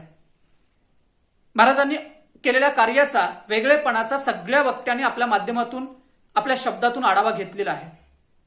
पण मला महाराजांचं जे अंतःकरण आहे ते अंतःकरण कसं होतं एक प्रसंग सांगावासा वाटतो. देवप्पा नावाच्या मल्लाला महाराजांनी सांभाळलं, त्याला कुस्तीपट्टू बनवलं आणि महाराजांना असं वाटत होतं की तो रुस्तुमे हिंद होईल. पण कॉलराच्या साथीमध्ये देवाप्पा सापडला आणि देवाप्पा दवाखान्यात असताना महाराज देवाप्पाला भेटायला गेले आणि डॉक्टरांच्याकडे पाहत महाराज म्हणाले, माझ्या देवाप्पाला ठीक करा, त्याच्या वजना इतकं सोनं तुम्हाला देतो. कलेवरती, माणसांच्या वरती प्रेम करणारा हा राजा, या राजांना मानाचा मुजरा. जागर शाहू विचारांचा ऑनलाईन परिसंवादाच्या माध्यमातून आम्ही ही मानवंदना देण्याचा प्रयत्न केलेला आहे. आपलं मार्गदर्शन, आपल्या प्रतिक्रिया आमच्यासाठी अत्यंत महत्वाच्या आहेत. मी या परिसंवादाच्या शेवटाकडे येताना या परिसंवादासाठी यशस्वी होण्यासाठी अनेक लोकांनी मदत केली, त्यांचे आभार मानू इच्छितो. या कार्यक्रमाचे आभार मानत असताना मला सगळ्या वक्त्यांचे आभार मानायचे आहेत. छत्रपती शाहू महाराजांच्या वरती परिसंवादात सहभागी व्हायचंय म्हटल्यानंतर अगदी पहिल्या फोनवरती सगळ्या वक्त्यांनी आम्हाला होकार कळवला. इतकंच नाही तर या परिसंवादामध्ये अत्यंत अभ्यासपूर्ण मांडणी करून महाराजांचं कार्य लोकांच्या पर्यंत पोहोचावं म्हणून त्यांनी मनापासून प्रयत्न केले आहेत. त्या सगळ्या वक्त्यांचे मनापासून आभार. एसपीएन चॅनेलचे जमदाडे सर आणि रानडे सरांनी या कार्यक्रमासाठी आम्हाला प्रोत्साहन दिलं, सहकार्य केलं आणि हा कार्यक्रम लोकांच्या पर्यंत पोहोचवण्यासाठी पुढाकार घेतला. याबद्दल त्यांचे देखील मनापासून आभार आहेत. सगळ्यात महत्वाचं म्हणजे या कार्यक्रमाला पहिल्यापासूनच आणि सगळ्याच कार्यक्रमांना जे सातत्याने आम्हाला प्रेरणा देतात, प्रोत्साहन देतात, नेहमी सहकार्य करतात, वेळ देतात आणि सोबत राहतात असे बाबा सरकार यांचे आमच्याकडून मनापासून आभार आहेत. त्यांचे मनस्वी आभार आहेत. ते नेहमीच आमच्या सोबत असतात. हा कार्यक्रम लोकांना पाहता यावा, युवकांना या कार्यक्रमाचा आनंद घेता यावा, महाराजांचं कार्य कळावं याच्यासाठी कार्यक्रमाची तयारी झाल्यापासून हा कार्यक्रम लोकांच्याकडे पोहोचवण्यासाठी ज्यांनी सातत्यानं प्रयत्न केले आहेत ते आमचे मित्र रोहित शिंगे, दत्ता कदम, त्याच्यानंतर उत्तम पवार, युवराज कदम सर या सगळ्यांनी अतिशय मनापासून प्रयत्न केले आणि हा कार्यक्रम लोकांना पाहता यावा म्हणून ते हिराहिरीने सहभागी झाले. त्यांचे मनापासून आभार. ही मंडळी कायमच सोबत आहेत, ती कायमच सोबत राहणार आहेत. यानंतर महाराष्ट्रातील अनेक नामवंत लोकांनी आम्हाला या कार्यक्रमासाठी सदिच्छा दिल्या, शुभेच्छा दिल्या. त्यांचा नेहमीच आमच्या पाठीवरती हात असतो. त्यांच्या प्रेरणेमुळे असे कार्यक्रम करण्यासाठी आम्हाला ऊर्जा मिळते. अशी ऊर्जा आमच्याकडे यावी यासाठी तुमच्या प्रेरणेचा हात सदैव आमच्या सोबत राहू द्या. आणि सगळ्यात महत्वाचं, हा कार्यक्रम तुम्हा रसिकांच्या मुळे यशस्वी झाला आहे. महाराजांचं कार्य तुम्ही समजून घेण्यासाठी या कार्यक्रमाला प्रोत्साहन दिलं, महाराजांचं कार्य समजून घेत आहात, ही खरं तर आमच्यासाठी खूप आनंदायी बाब आहे. अशाच पद्धतीनं पुढील कार्यक्रमाला देखील तुमचं सहकार्य लाभणार आहे असा आशावाद व्यक्त करतो आणि पुन्हा एकदा राजर्षी छत्रपती शाहू महाराजांना मानाचा मुजरा करतो आणि थांबतो. धन्यवाद.